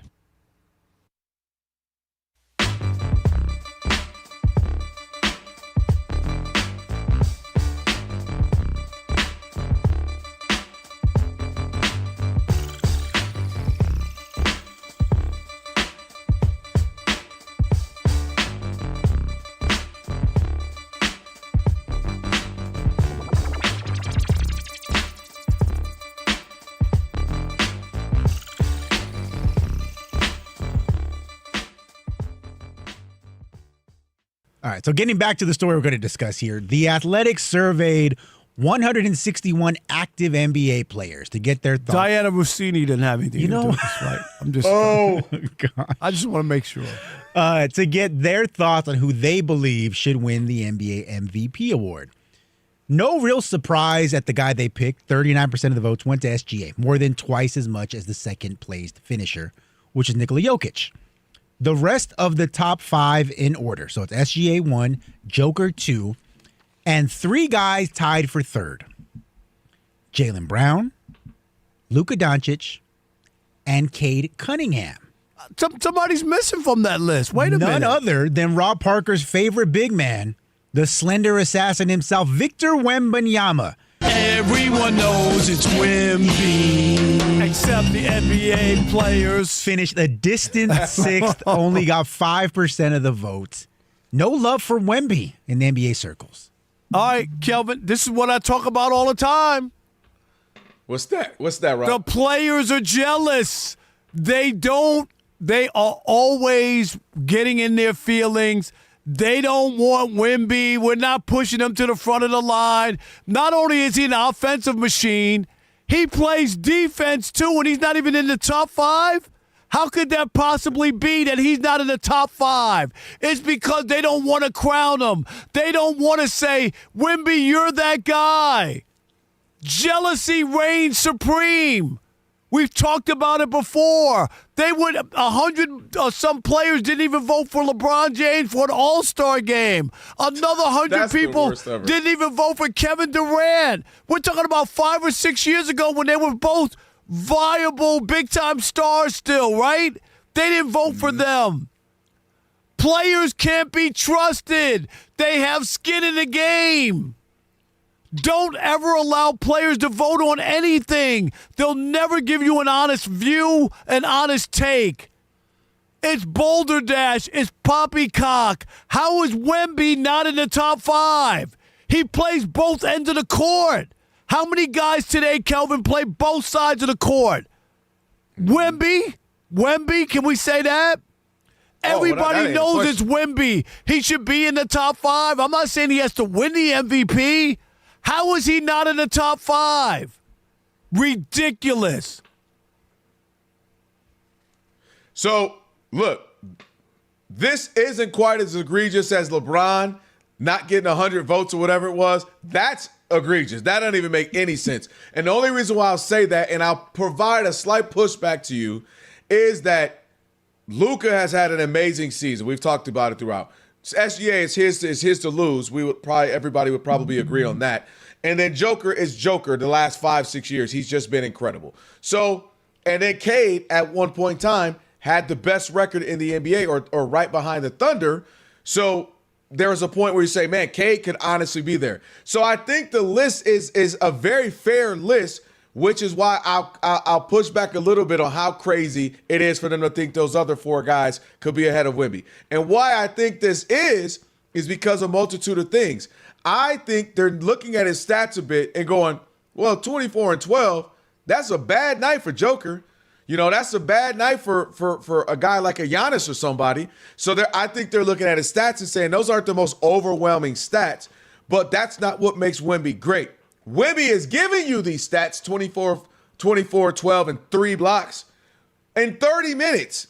If he was giving you 38 minutes a game, I don't know what his stats would be. Would it be 32, 16, and 6? It'd be, 5 or something. It'd be incredible. But you also mentioned it. I think they are underestimating the other side of the ball. He is about to lead the league 3 years in a row in blocks. His team is 3rd in defense because of him. And when you look at the massive turnaround, Rob, they have 61 wins. That is incredible for a team that was just the reason they got him, because they were so terrible. They had the number 1 pick not too long ago. So for this team to be having a real chance to have taken the number 1 spot in the Western Conference for a very long time, it's not going to happen now. They're 3 games behind. That also should bode well for Wemby. So between what he's providing offensively, especially what he's doing defensively, probably going to be Defensive Player of the Year, and then the fact that his team is sitting at 61 and 19, that is absolutely incredible for an extremely young Spurs team, minus a guy like De'Aaron Fox and Harrison Barnes. So I think he's definitely, in my opinion, in the top 3. But I will say that's a very good group of guys, which is why I think some weren't hating. They just were like, well, shoot, look what Cade did with the Pistons team that's at one point in time was vying to be the number 1 seed, maybe in the NBA for a while, but obviously the Thunder have that.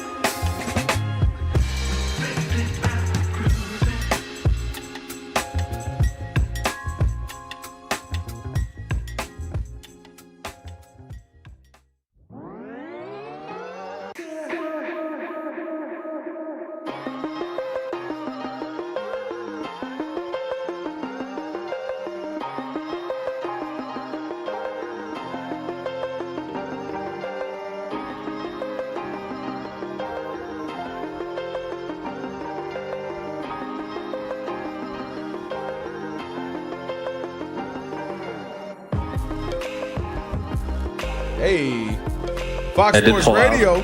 Come on, Tiger.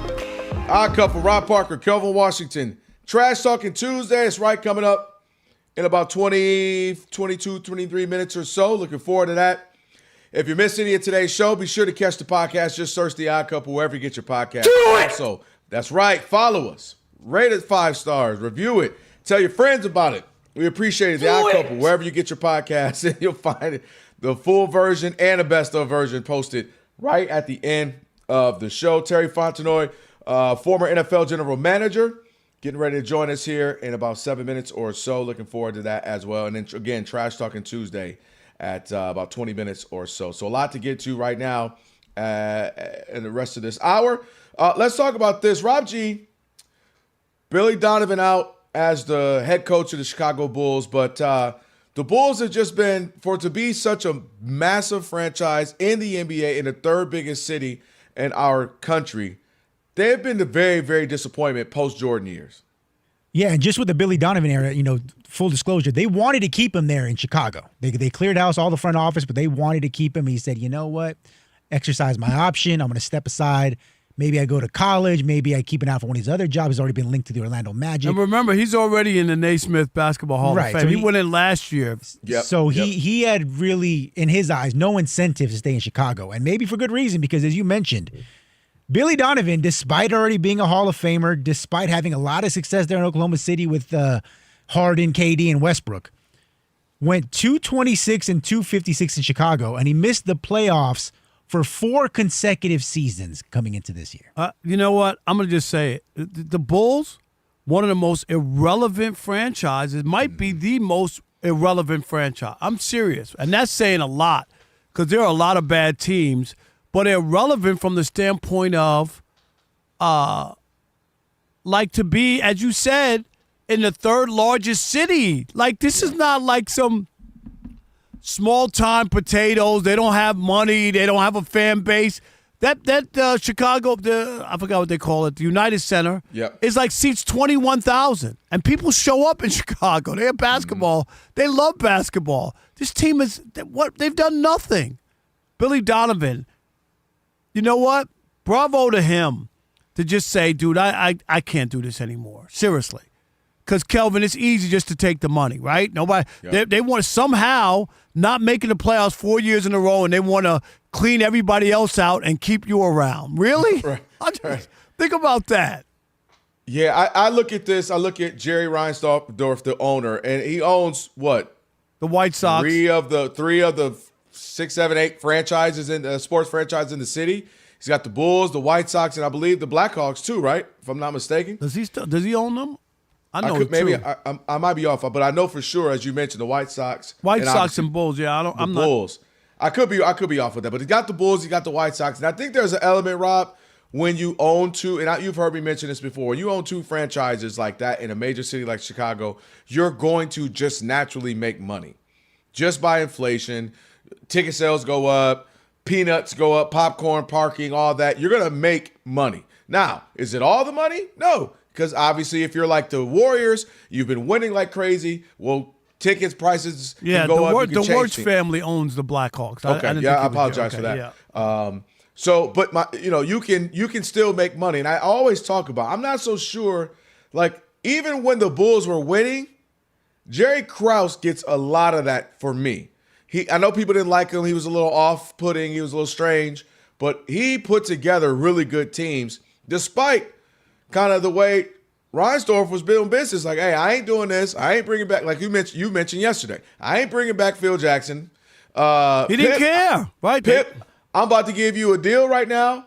Don't ask me for no more money because don't come back to me talking about But to his credit, he said, don't sign it. He told him.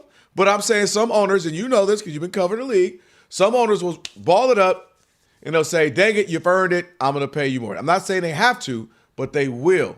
And he's just kind of different, and he's shrewd. And I just think part of them is, hey, we make money, we try. I'm saying we don't try, but yeah, and it's really, really disheartening because that team from the late '80s through the '90s, come on, man, must see TV. Jordan, Pippen, all the winning, Phil Jackson, Rodman, Horace Grant, all that, and now they've just, I mean, to your point, aside from a cup of coffee and what do you like to say? And a sweet roll. And a sweet roll, which was Derrick Rose. What have they been? They had Joakim Noah. It's been slim pickings. Luol Deng and Derrick Rose had a 2-year, 3-year run, and it's been nothing since. Kobe White, they let him go. They trade. They can't even tank right. They don't even know how to tank right. They haven't bottomed out to get better. So you're absolutely right. To me, the Bulls in Chicago, they're so irrelevant and been irrelevant for so long, Rob. Irrelevant. So long. It's not. We're not even being mean or trying to act like or fakes like they're irrelevant. I just cannot get over how the Chicago Bulls is somebody, and I talk about all the time, who covered Jordan during those days. Kelvin, I was sitting courtside in some of the biggest games, Michael Jordan, and being in the old Chicago Stadium and then in the United Center. I saw all of that. It was special. It was unbelievable. Chicago was the center of basketball. And to think of where they are now and this idea that, they finally want to make some changes. They cleaned out the front office.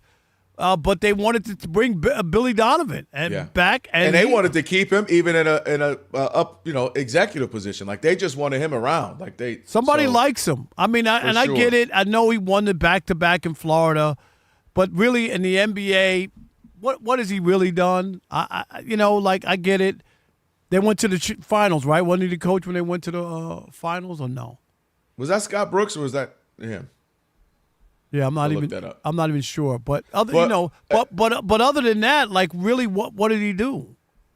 Yeah, but what I always tell you, Rob, being liked goes a long way in sports. There's players we look at on the bench. Why is he still on the team? A guy just Juwan Howard, if you will, cashing a Miami Heat check for like 10 years as a player, but he's just Jared Dudley. You see it with some coaches. Last point. If you come to practice all the time and you're a nice person to be around and not blank, you know what I mean? Yep. They'll keep you around. And when I think if we didn't have a guest, I would have asked people in Chicago.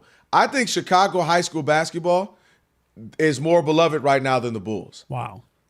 Like they have great. I mean, they might have the best kind of high school market in the country in the last 20, 30, 40 years. And so I guarantee you, I feel like that would be bigger than they are at this point, which is crazy. So, all right, on the other side, we got Terry Fontenot, former NFL general manager. We got the draft coming up. We'll ask some questions about that. Right now, if it's Bree, it's for we.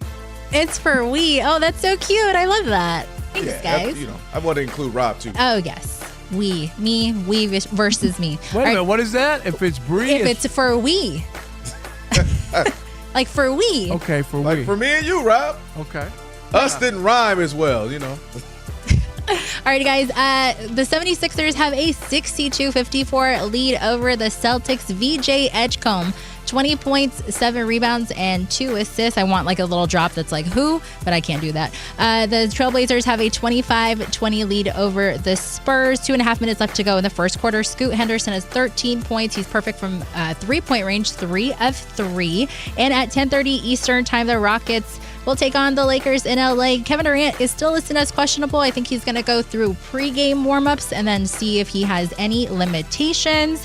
According to ESPN, Austin Reeves is further along than Luka Doncic in the rehab process and is on track to return late in round 1 of the playoffs. Just getting started in the second period, the Canadians and Lightning are tied at 1 apiece. Just ending the first period, still scoreless between the Bruins and Sabres. 9:30 Eastern time, the Mammoth and Golden Knights the puck will drop between them two. And in Major League Baseball, the Mets are trying to avoid a 12-game skid. They're on top of the Twins 3-0. They also got some good news. Juan Soto is scheduled to return on Wednesday after missing the last 14 games due to a calf injury. The Yankees are on top of the Red Sox 3-0, top of the 7th inning. Nationals outscoring the Braves 4-3. James Wood with his 8th home run of the season. Back to you guys. All right, Bree, thank you. Odd Couple, Rob Parker, Kelvin Washington on a Trash Talking Tuesday. That dude is a stud down in D.C., James Wood. He's a stud. Yeah, we've talked about him before. Yep. He's like huge, too, like 6'7" or something? Yeah, could have played basketball, could have been a basketball player. Yeah. We got Trash Talking Tuesday coming up in about 15 minutes. You want to line up for that, 877-99 on Fox, 877-99 on Fox. Terry Fontenot, former NFL general manager. You can catch him. We got the Draft Night Live with Terry Fontenot, Jay Glazer, LeVar Arrington, and Jenny Taft. That's going to be, of course, this Thursday, 8 p.m. Eastern Time on Fox Sports Radio. So you'll get a quick, condensed, 1-hour version of The Odd Couple with Rob and I from 7 to 8 Eastern, and then you'll get that Draft Night Live show. Terry, how you doing? I'm outstanding, Kelvin. Good job. Most people can't pronounce my name. You know, Listen. that's a traditional Louisiana name, but you got it down. Did you get it right? I'm shocked. Kelvin, you perfect. Terry, listen, I'm going to be honest with you. Hang on. Give me that compliment at the end of this segment. All right? Stick with your boy. I'm doing all right. I'm doing all right. I'm going to try to stay with it. But, yeah, let's jump into this. Of course, we talked about, again, former NFL general manager. This is obviously go time. This is the crazy time for you all getting ready for the draft. Walk me through a team and how you kind of balance between the need or best player available, right? The holes you're trying to fill, or, hey, we got to go get that guy. He's available. How do you manage the two? You got to take the best player off the board. You're trying to make your football team better, so you got to take the best football players, you know. Now, what a lot of people don't say is most of the time you're going to have players in a category that can fit either area. So if you're looking at pass rusher, a receiver, and a running back and a defensive tackle all in the same category, you can pick one of them. So in that way, you just can't dip down and take a lesser player and not look. We had a running back a couple of years ago that had over 1,000 yards rushing and was a really good running back, and we took Bijan Robinson, but we weren't passing up Bijan Robinson to take a lesser player at guard or something else. So you just got to add impact players to your football team. Here's my issue, Terry, and I'm not trying to disrespect your profession. I'm not. I think it's a total crapshoot in the draft. I've seen so many drafts, so many players, not picked, and and then you go back and go, how did they not take him? How did you not take him? Isn't it a crapshoot no matter what the resume or the tape shows you in college? Do you really know? And I'm dead serious. Like, for the most part, not everybody. Yes, there's people you can look at. People let Aaron Rodgers slip all the way down. This guy's a Hall of Famer, 4-time MVP. He sat there on draft night as people decided that, no, we're not going to take him for whatever reason. And I can go on and on and on about other players. Lamar Jackson. I mean, franchises could have had him. This guy's won 2 MVPs, almost 3. How does this happen despite all the staff you have, despite all the scouting, despite all of the stuff that's being done? People still miss on really good players. Look, it's 50-50 in the first round. If you look at the analytics of it, it's about 50-50 in the first round. And as you go through, it continues to diminish. So you're right. It's a big time. Look, you go all the way back to Brock Purdy's a really good player. He was the last pick, and they took a quarterback in the first round that year. And so I know exactly what you're saying. You put a lot of work into it, but there's just so many variables that it's not a perfect science. And that's why you have to put so much time into trying to find the right guys for your team that are going to fit you. And it is extremely challenging, but it's just like you said, there's such a high failure rate. People don't realize that it is hard to make it in the NFL. It is a hard game. There's so many different pressures. So you got to do the very best you can to cut down that failure rate and bring in the best players that you can, but it's challenging. Terry Fontenot on with the Odd Couple, Rob and Kelvin, on a Trash Talking Tuesday. I want to ask you this. We see the height, the speed, the strength. We all get that. When you're going in, you know that, you see it, maybe you see the combine or the pro day. How important then is the actual meetings, right? We hear all the questions that are asked, the personal questions. Maybe the background might be a little sketchy, had some issues. How do you juxtapose the two? Like, man, the talent is amazing, but got some stuff. Or vice versa. Talent is good, but man, they're a great guy. Just like you said, it's such a high failure rate, and it's so hard to make sure to hit on all these guys. So that makeup component is so critical, and you have to know exactly what you're getting. Sometimes it's the mental and knowing if this guy's going to have the intelligence. It's hard. You hear him call plays, and you've heard these quarterback call plays, and so having a guy that can master this playbook, that can go through that mental part of it. Again, it's really challenging in the league to manage all the things you have to. So those meetings are important, and to be able to really get down to who that player is. Does he fit your culture? Is he going to fit your locker room? The last thing you want to do is draft a player at whatever point, and that coach comes down the hall and says, he can't learn, he can't play for us, or they're pissed off at him in the locker room. That's the last thing you want. So you really work hard to gather all that intel that you can and make sure you've got the right makeup for your building. Hey Terry, I've said this. Kelvin knows is one of my favorite quotes. I worked in Detroit for 20 years. And I remember Joe Dumars when he was there. He's now in New Orleans. But his saying when he ran that team and the Pistons won the championship in 2004 and was, it's not about being right, it's about getting it right. How hard is it for general managers who draft people to move on from them and admit that it was a mistake? Do you know what I mean? Rather than trying to force into working because you don't want to look bad that you made a pick. Do general managers fall for that? I love Joe Dumars. He's I'm originally from Lake Charles, so McNeese State. Okay, so you already know. Yes, and Joe traded away some of his top picks. You know what I mean? First round picks, and that was his reasoning, and I think it's sound reasoning. Yeah, you got. I was talking to somebody earlier about that. I think that's something we did. I was in New Orleans 18 years before Atlanta. That's something we did a really good job in New Orleans. I remember we drafted a running back in the 4th round, and we have Pierre Thomas as an undrafted free agent. Pierre beat him out in training camp. Like you can go through, you get guys in the building, and it was all about competition, and it didn't matter how you got there. The best player was going to make the team. The best player was going to play. And so you have to have that mindset. You have to have that culture when you talk about competition. And so that's really critical. And, having the humility to again, make the right decisions and move on from players at the right time. It's not easy, but I think the teams that have those real, true competitive cultures, that means something. I want to ask you this. So we got the draft, and we kind of answered some of the questions about that. Let's go to the man. If you have a veteran guy who's proven has been one of the better players in this league, in A.J. Brown, what do you do where he's upset, he wants more, expects more, become a nuisance? How do you handle that? Do you say the talent, the limit's worth the squeeze, or do you say I just can't have this disruption with the team? How would you handle that if you were GMing for the Eagles?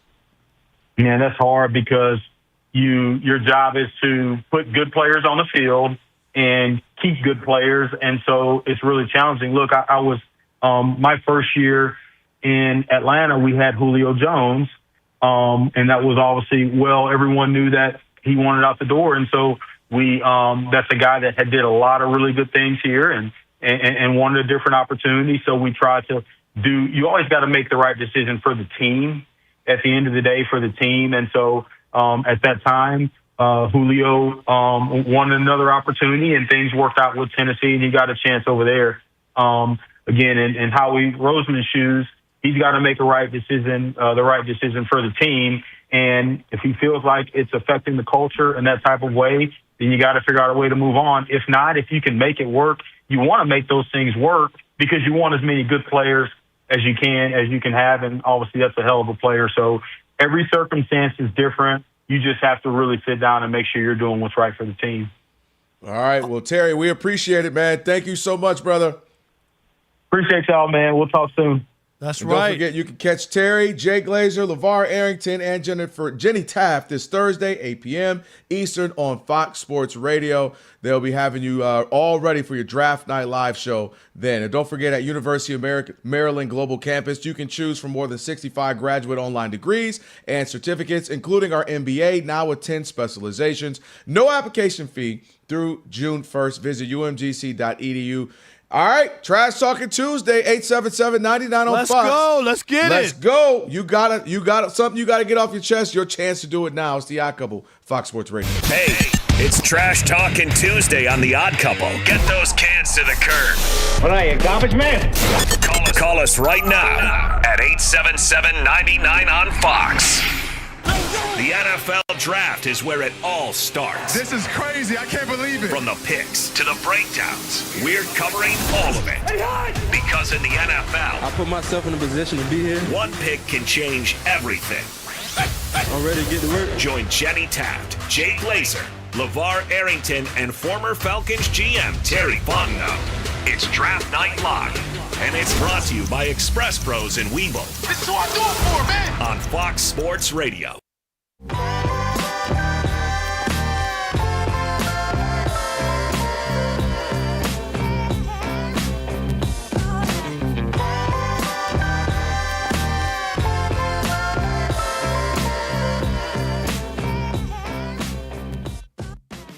But Rob G, the Texans have been they just spent some big money, and maybe they're sending a message to somebody else in the process. Yeah, that's right. Big news of the day. You guys have talked about it earlier, and if you're missing any part of Bree's award-winning updates, if it's Bree, it's for me. I'm going to remind y'all that the Houston Texans just made pass rusher Will Anderson the highest paid non-quarterback in NFL history. 3 years, $150, $134 million guaranteed. But that's not it.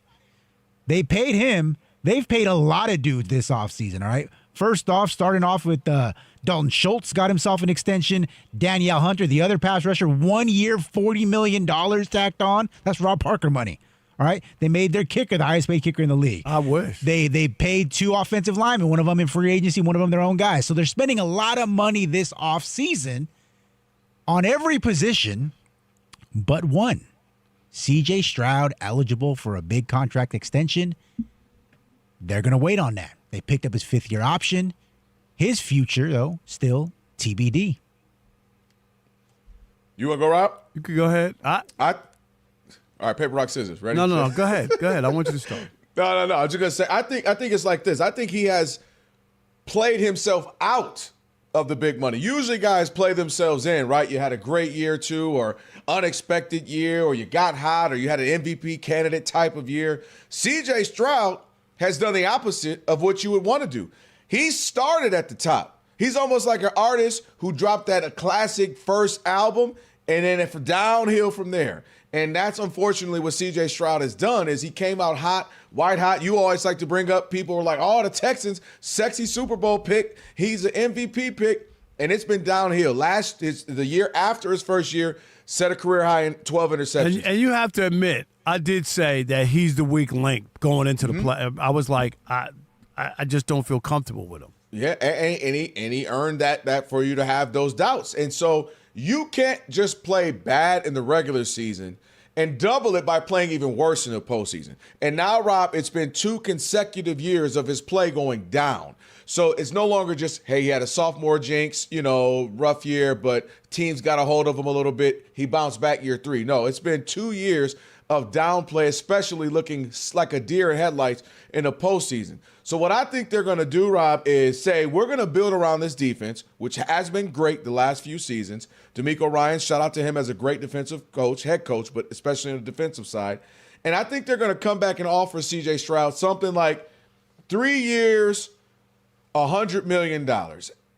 And that sounds like a lot, but if you look at where that would place him, Rob, that place him right around 17th-ish in the league, behind a Baker Mayfield, right around a Sam Darnold, and ahead of a Malik Willis, who's making $22.5 this upcoming season. So I think they're going to offer him some starter money, some you still got something to prove money, and a short enough contract for him where if he balls out for a couple of seasons, 2-3 seasons, he can get that big one later. And I think they're just going to build around the defense and say this will be our staple, which will always keep us in a season, keep us in a game. But I think he's not getting a big paycheck from them because he's played himself out of it, but they're going to offer him second level, those last, 2/3 of the last third or so starter money in the NFL. That's what I expect to happen. Nah, let me tell you something. This is the guy who had the nerve, the audacity after one season to say he was the second best quarterback in the league behind Patrick Mahomes. Remember that? Sitting on the couch like the guys in Animal House, thinking that he had arrived or whatever. Mm-hmm. All they needed him to do last year was to be Brad Johnson. That's it. Don't mess it up. Don't mess it up. You don't even need to be great. Don't mess it up. He turned the ball over more times than a bakery. I mean, it was ridiculous. And you got to remember this. Even in the game against the Steelers, he had all those fumbles that they were lucky to get back. Like, he had like 5 fumbles and they only lost 2 of them, so it didn't look as bad as it could have been. And then the interceptions, and then he was bad. And for them, considering where he started, as you said, at the top after year 1, where everybody was picking the Texans to go to Super Bowl and whatnot, for them not to pick up his contract, you know what I mean, and cash him out, that speaks volumes. And they're not convinced, and they're not going to do it, because if you wait and he balls out, it's going to cost you, right? So you could get it for less now. You could be thinking, you're coming off 2 bad years, so we might be able to get a hometown discount because you're desperate and you know you haven't played well and you're going to take a little less. Mm-hmm. And they still would rather not do that. That speaks volumes. Odd couple, Rob Parker, Kelvin Washington. Thank you to, we just had our guest, Terry Fontenot. You can make sure you check out the Draft Night Live. Again, we'll have that on Thursday night. LeVar, Jay Glazer, Jenny Taft. That'll be Thursday, 8 p.m. Eastern on Fox Sports Radio. Don't forget, you'll get a quick version of our show, 1-hour version, on Thursday. Be sure to tune in. Again, you'll be able to get all the Hall of Fame analysis, and you'll get all that great stuff, getting you ready for the draft. They're going to cover for all 32 picks with the predictions and reaction. That's going to be Thursday, again, 8 p.m. Eastern, throughout the first round of the draft, live right here on Fox Sports Radio, and with live video simulcast on Fox Sports Radio's YouTube page. Just search Fox Sports Radio on YouTube to watch live at 8 Eastern on Thursday night. It's all brought to you by Webull, and it's time to get your financial portfolio game ready. With Webull, get powerful investing tools and real-time data all in one platform. So get started by downloading the Webull app today or visiting Webull.com. All right, Rob.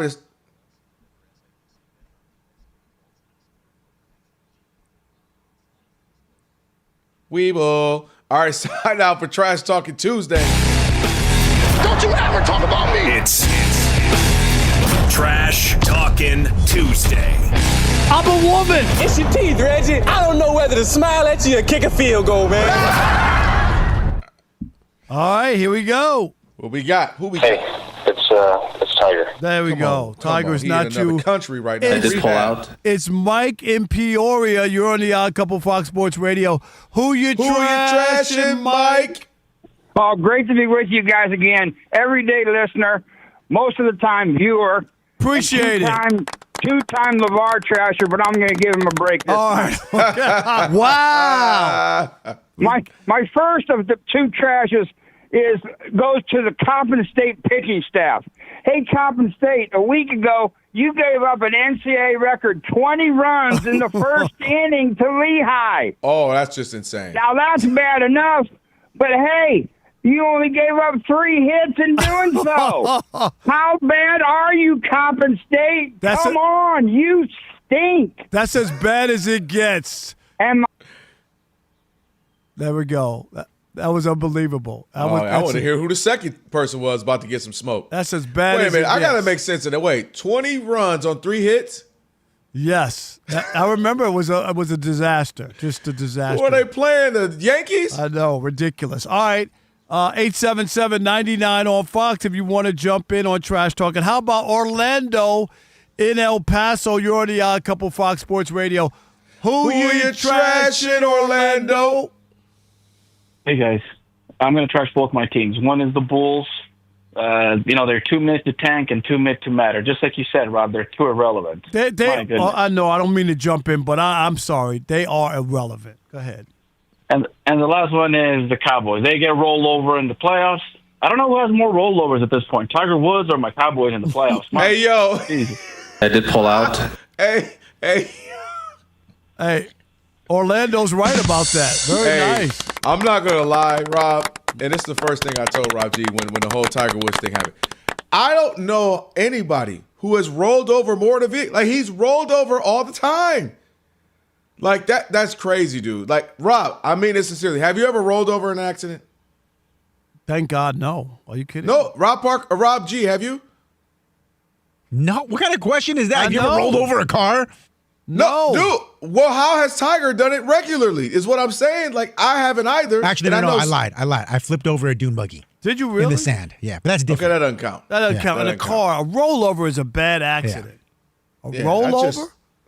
And there have been people we know. I got friends and family, but like to do it multiple times is crazy. Alex had a couple of rollovers, but I think they were Pillsbury rollovers, right? Okay, hold on. Turnovers. I'm sorry.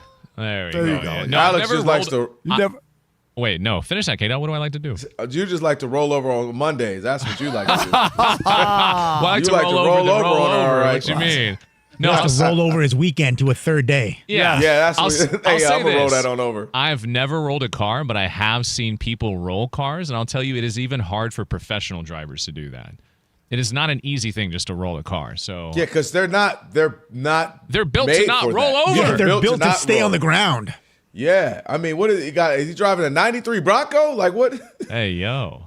Man. Well, speaking of accidents, real quick, I don't know if you guys are watching this NBA playoff game. Game 2, Blazers at Spurs, excuse me. And big news right now, Victor Wembanyama has left the game after his face bounced off the floor. It looked really bad. He may or may not be concussed. At a minimum, he's in the back getting evaluated. Hopefully we have an update here at the top of the hour. But all your worst fears about Victor Wembanyama and whether or not he'd be able to make a run through this postseason may be coming to fruition. And it ain't the leg injuries, but we've talked about it all the time. Like, and that's sad. Portland is up 40-34. 34, yeah. Yeah. So I tell you what, I know this sounds bad, but thank God it was just his face. You know what I mean? Because all right, maybe he has to miss the rest of his game with a concussion, or maybe he chipped a tooth or something. But like you said, Rob, it ain't a leg, it ain't an ACL, it's not a Achilles or something like that. If it's just a little bruised up cheekbone or split forehead, he'll be all right if that's the case. So that's probably a good thing as much as it's a bad thing. Somebody finally spoke up. Was it enough? We'll tell you. The NFL Draft is where it all starts. This is crazy. I can't believe it. From the picks to the breakdowns, we're covering all of it. Because in the NFL, I put myself in a position to be here. One pick can change everything. I'm ready to get to work. Join Jenny Taft, Jay Glazer, LeVar Arrington, and former Falcons GM Terry Fontenot.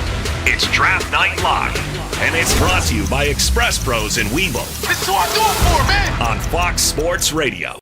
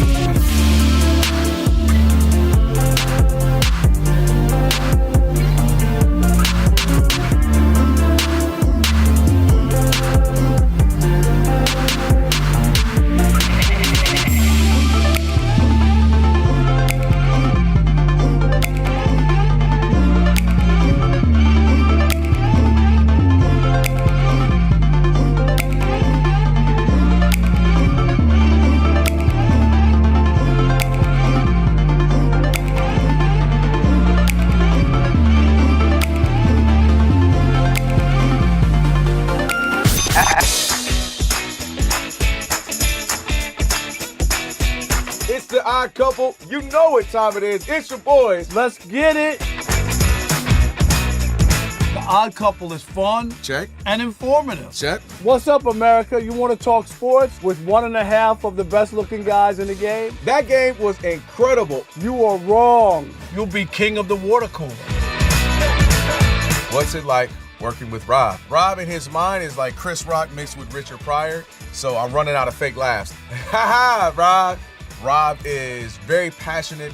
Son, you ain't ready for this. Well, I don't have BS in my game. I'm straightforward. I'm honest. You say Brady's the greatest quarterback of all time, but Eli Manning beat him twice. And, of course, it doesn't hurt that I'm right most of the time. Kelvin is the nice guy, wants to make everybody feel warm and fuzzy. You done? Let me tell you the truth. I bring the energy, a youthful energy. Rob's not going to see this, is he? And I bring an honest opinion. Michael Jordan, I can't take it anymore. I need a break. I'm going to go play baseball. Trash Talking Tuesday is the best. It's a great opportunity for folks to call in and they get to trash whomever. Who you trashing, Roger?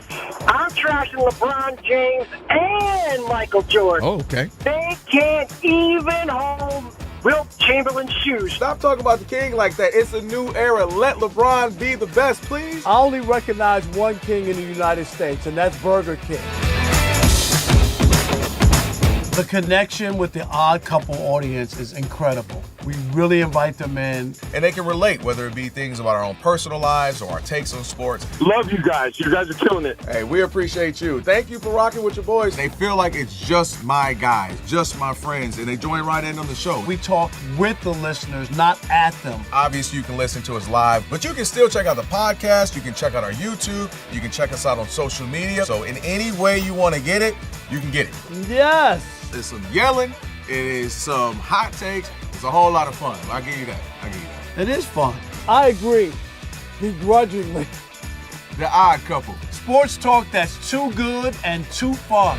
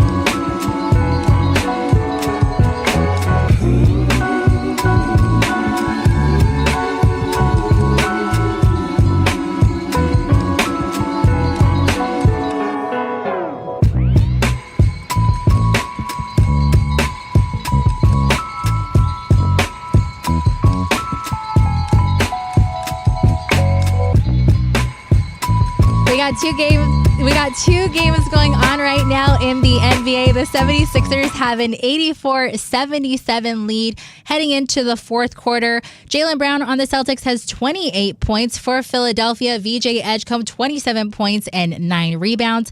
In San Antonio, all tied up, 42-42, 4.5 minutes left to go in the second quarter. Victor Wembanyama is back in the locker room after taking a fall face first on the court. No word on his status, whether he'll return.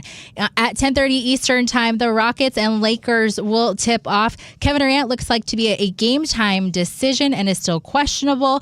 And the NHL playoffs is all tied at 1 apiece between the Canadiens and Lightning. 3 minutes left to go in the second period. The Bruins have a 1-0 lead over the Sabres. 10 minutes left to go in the second period.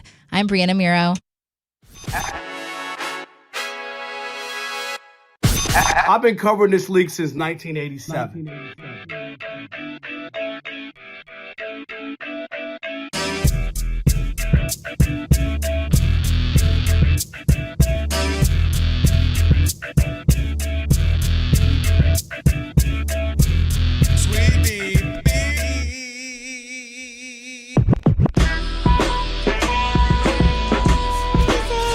Can this sports writer and this sports fan share a radio show without driving each other crazy? Now, live from the Fox Sports Radio studios, here's Fox Sports Radio's Odd Couple, Rob Parker and Kelvin Washington.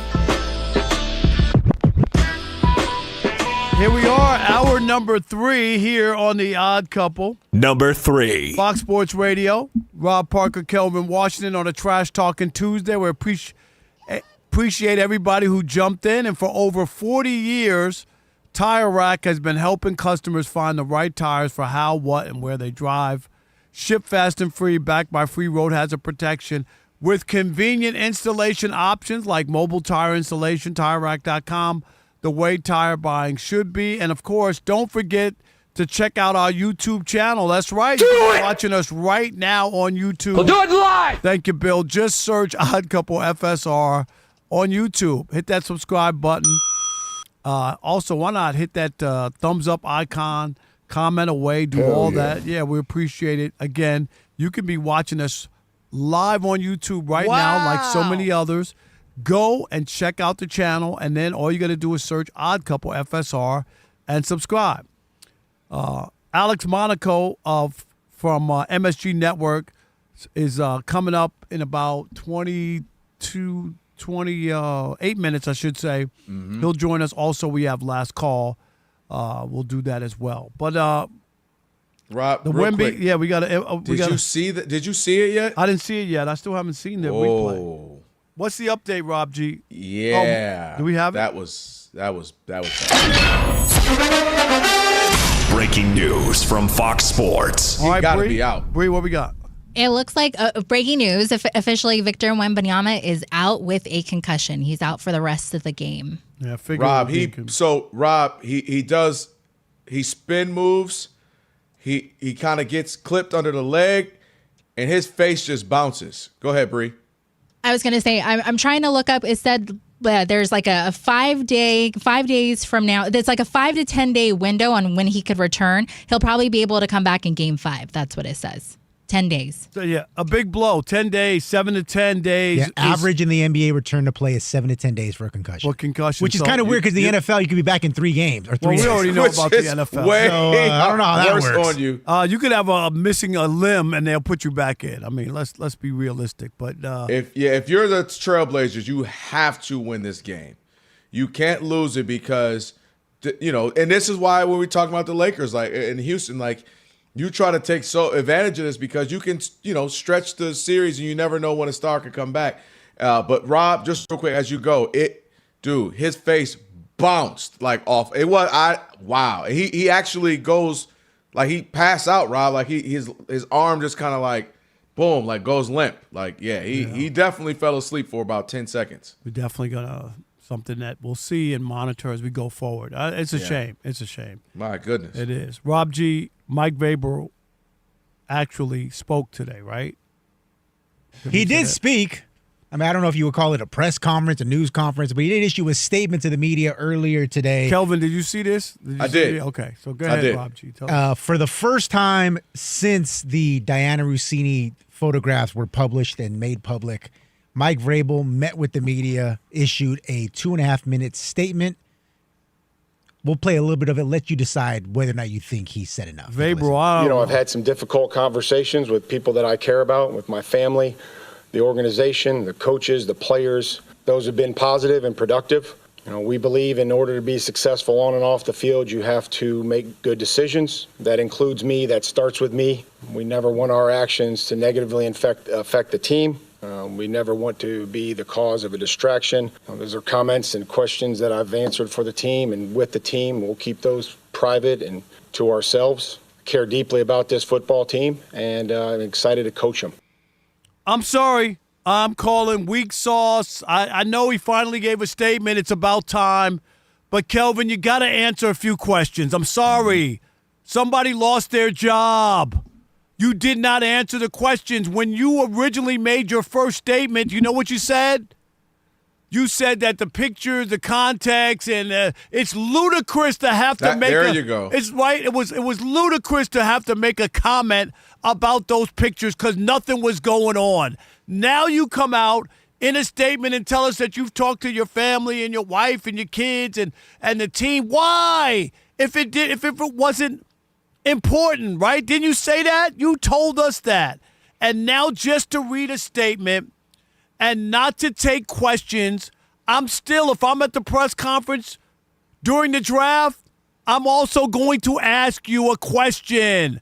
If you wanted to have your moment where the draft is the draft and you don't have people asking questions about Diana Rossini and your alleged affair with her, You have to answer it, Kelvin. It's very simple. He never said her name, too. And he never mentioned her name or that she lost her gig. She's out of work. Her career is tarnished. And you think it's okay to just say, well, I'm accountable and my family. And not to mention, when you told everybody it was crazy and ludicrous to look at those pictures and think anything was going on. The aftermath is that here you are having to give a statement, and here's Diana Rossini out of work. Why, if those pictures meant nothing? Because they did mean something. And here's my last thing, Kelvin. I'll let you. The PR staff, who hires these people? Did they go to PR school? It's very simple. Kelvin, you say, coach is here. He's got 5 minutes or so. He's going to make a statement, and we'll take a couple of questions, and then we're going to move on to the draft. Am I wrong? No, I wish I could disagree with you. You beat me to the point. You gotta listen, man. I think you gotta it's gonna burn, it's uncomfortable, it's gonna hurt, but you sit there, you take these tough questions for, like you said, 2 minutes, maybe you just limit it to 3, whatever it is, and you take a few questions and you answer it. Maybe you obviously don't go into detail. Yeah, so I met her 2 years ago, and then No, not that. Maybe right. you say, look, I had an inappropriate relationship, absolutely on me. And I tell these guys, watch what they do, da-da-da-da-da, and I have to do the same, and I'm supposed to lead an example, and I didn't. Next question, da-da-da-da. You know what? You're right. I'm supposed to be the leader of men. I failed them on that, but I guarantee you I'm going to improve on that. Like, to me, you answer a few, it's going to burn. It's going to be whether you want to call it embarrassing or just sad, disappointed in yourself, all of that, all of the above.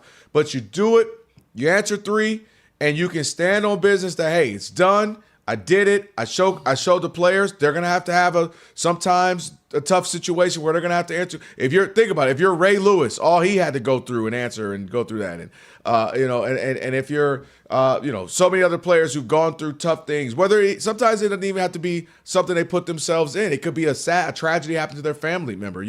Like people have had to stand there and answer some tough things sometimes. And I thought he could just do that for a couple of minutes, take 2 or 3, kind of wash your hands of it.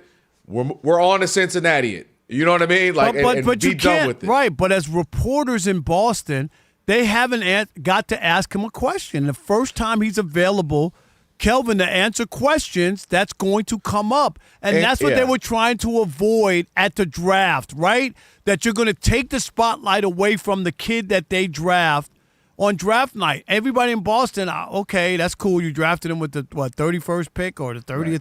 Right. 31st, yeah. 31st pick? Okay, that's cool. Now, can you ask us about how do you feel about Diana Rossini losing her job? Do you feel guilty that you had something to do with her losing her job? Have you talked to her? What, blah, blah, blah. There's so many questions. I think so. Someone will say, well, that's personal, and it is to a large degree that's between him and his family. But I think where it's fair to ask the professional questions, Rob, are, well, hey, let's say I'm reporter, Kelvin Washington, I'd say, hey, understand, thank you for, taking time to give that statement.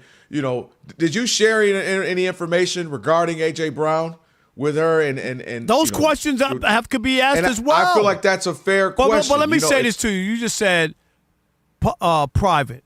No, he's a public figure. It's not private. That's true. But because if it was private, if it was truly private, he would not have to have a statement. If this was somebody in your family sick, and that's a private situation that has nothing to do with football. You're an NFL head coach with a alleged relationship with an NFL insider reporter, which most people would look at that and frown upon. That's what. So let me clarify. And you did it in public. If it was extramarital stuff, that's the point I'm saying. If it were just some Susie Smith, you know what I mean? No, I got you. That's what I'm saying. I'm saying the reason why it's professional is because of their relationship ties to the NFL. She's writing for the NFL. She's an insider for the NFL. You're a coach in the NFL. Yep. And reporters can ask because that's extreme. That is 2 people, prominent people in the NFL. Therefore, it's professional. That's what I was just clarifying. No, okay. That if it were just Somebody saw him out with some random lady. No. That would be out of bounds. Hey, that's between y'all. He can say that's a personal family matter.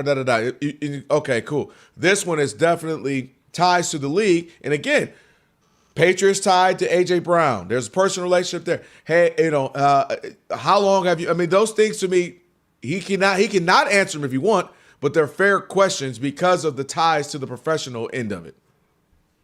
No doubt. And I think the Patriots, the PR staff did a disservice. I don't know what they're thinking to think that the reporters there are going to be satisfied with that. It's fine. That was a start, right? That was a start. Mm-hmm. Kelvin, it was good to finally hear from him, and you know why you heard from him today. Because of the draft. That's the only reason. He said it too. He did say it. He said, the attention should be on the draft coming up. Don't want to take away from that. He did say that. And how surprised were you, definitely, that he didn't even mention her? Like for you to say that you had some, conversations, tough conversations with your family and whatnot, and that's your wife and kids. I mean, that is an embarrassing situation. Can you imagine a wife who's got to see those pictures somewhere and live with that? Family, friends, church. Am I right, Kelvin? Mm-hmm. And that's why I think he hit it quick, because I think had he dwelled on that, he might have got overly emotional. You get what I mean? So he tried to boom, hit it quick, have some tough conversation, and kind of keep it pushing. I think if he would have, spend time on that, he would have got extremely emotional. And again, maybe you don't mention her specifically if you are taking questions, because then they're going to ask you, then maybe you answer it then. But to not mention and then not answer questions, to your point, now just still leaves questions. All right, were you disappointed that Mike Vrabel didn't take any questions today from the media? Were you disappointed? Was that enough for you? Were you satisfied with him just making a statement, basically saying that was it and thinking that he can move on from here? Or did he owe us more in this situation that he poo-pooed originally and said, pay no attention. There was nothing to see here. Go back in your houses. There's nothing to see. 877-99 on Fox, 877-996-6369. It is the Odd Couple, where we deliver insight, not noise, right here on Fox Sports Radio on a Trash Talking Tuesday. Rob Parker, Kelvin Washington, and you know what you need to do. Stick and stay. Especially if the Patriots need better hiring help in the US of A.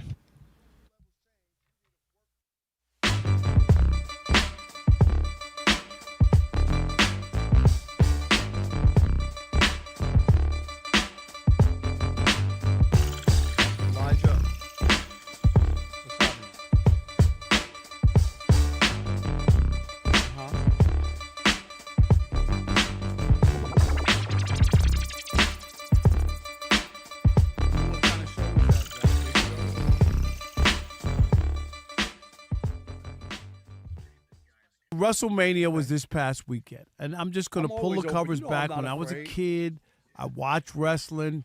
It was weird for me as a kid because my favorite wrestler was a black guy named S.D. Jones, Special Delivery Jones. What you call it? He's got a dope name. Yeah, S.D. Jones. He was right. And Kelvin, back then, he would be like great the whole match. All that, but he could never pin the guy down. You know, like that. They never let the brother win. It used to bother me as a kid. I used to be like, how come he can't win? Like he was dominating the entire match.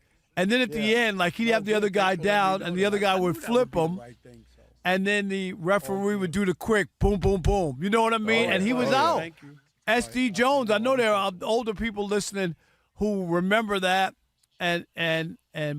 But I grew out of it. You realize, like, it's fake, it's phony, it's scripted. And all right, you can you hear me? And I know there's been all kinds Alex? of stories on it and whatnot. We are. And ESPN signed this big deal with them, and they're treating it like it's real, like it's a competition. They're doing stories on SportsCenter like it's.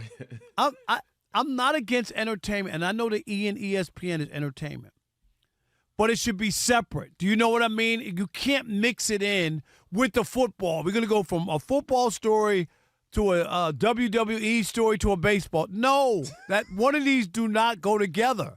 And I'm just shocked to see ESPN, and I know McAfee was involved, and I get it. He's one of their personalities. Stephen A. was there so that they could boo Stephen A., and all that. And that goes with the territory. It just tells you a big guy when they're booing you at an event like that. But it was a big ordeal, and I just saw stuff online where social media, people were ripping it, that it wasn't good. You know what I mean? And there was a lot of commercials, and then 4 hours, and they only wrestled for an hour and a half out of those 4 hours. So there were a lot of people disgruntled. But my point is this. I can't understand how people are still into, grown men are still into wrestling. I can't. We all went to the zoo. We all went to the circus as kids, right? And at some point, Kelvin, you grow out of it. I just cannot get over how older guys who are sports fans, who watch the NFL, who watch Major League Baseball, who watch the NBA. They live and die for that stuff, but they have this soft spot for wrestling, and they're walking around with the belts, and they're going to a watch party at a sports bar, whatever it may be. I need somebody to explain it to me because I don't understand it. And Kelvin, maybe you can help me. I'm gonna explain it to you, even though, unfortunately, I'm more aligned with you. Okay. But I'm going to explain it. Boy, now tell me about your history, though. I'm with you. Okay, go ahead. So I was all in. I was that WWF era of Hulk Hogan, Coco Beware. Don't quote me, by the way, because they'll tell me. No, he was in WWE, WCW. Right. My point is, these were the wrestlers I was watching, okay? Because they're going to come for me, Rob. But the Ultimate Warrior, Jesse the Body Ventura, I was just that era. I could, go on and on. Andre the Giant, like the 84, 5, 6, 7, 8, 9 to about 91, 92, 93. Was Chief that was J, your boy, was Chief J Strongbow still there or no? He was out. He was gone. No, okay. not for me. So from like 6 to 12-ish was in, like everybody, even my sister. Shout out to my sister, Debbie. We were in on a Saturday. I can't think it came on at like noon. It was just fun. You're all in. And to your point, I didn't really know it was choreographed. I just knew I loved Hulk Hogan, and I loved the Ultimate Warrior, and I loved, like I said, the $1 Million Man and Macho Man, Randy Savage. Right. Like I was in. And then Roddy Piper. I could go on and on. And then puberty hit, Rob, right? Puberty hit, and I really started to understand, this ain't real. And I felt, now I'm like knee deep in the Barry Sanders and the Pistons and Go Blue, and Michigan Wolverines are taking off in my life.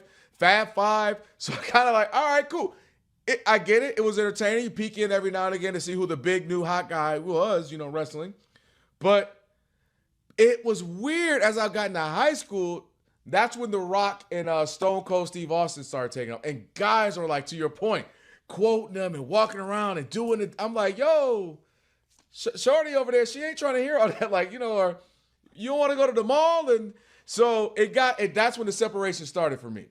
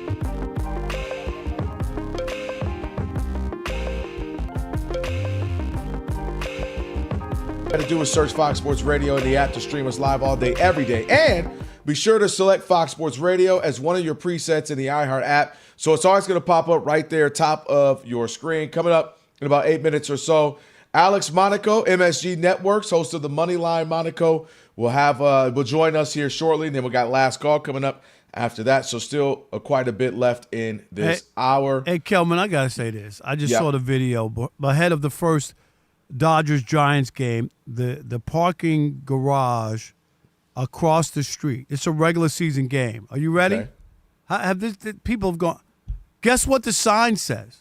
What does it say? $200 to park to go to a baseball game. Wait a minute. Across the street from the ballpark. Do you hear me? You hear me? Yeah, that. Hold on. Where'd you see that? I'm gonna send it to you. I'm gonna send you a picture. I'm hoping it's AI. But the crazy part is it's not. It makes no sense. They show the stadium across the street and pan across. I'll show you the picture.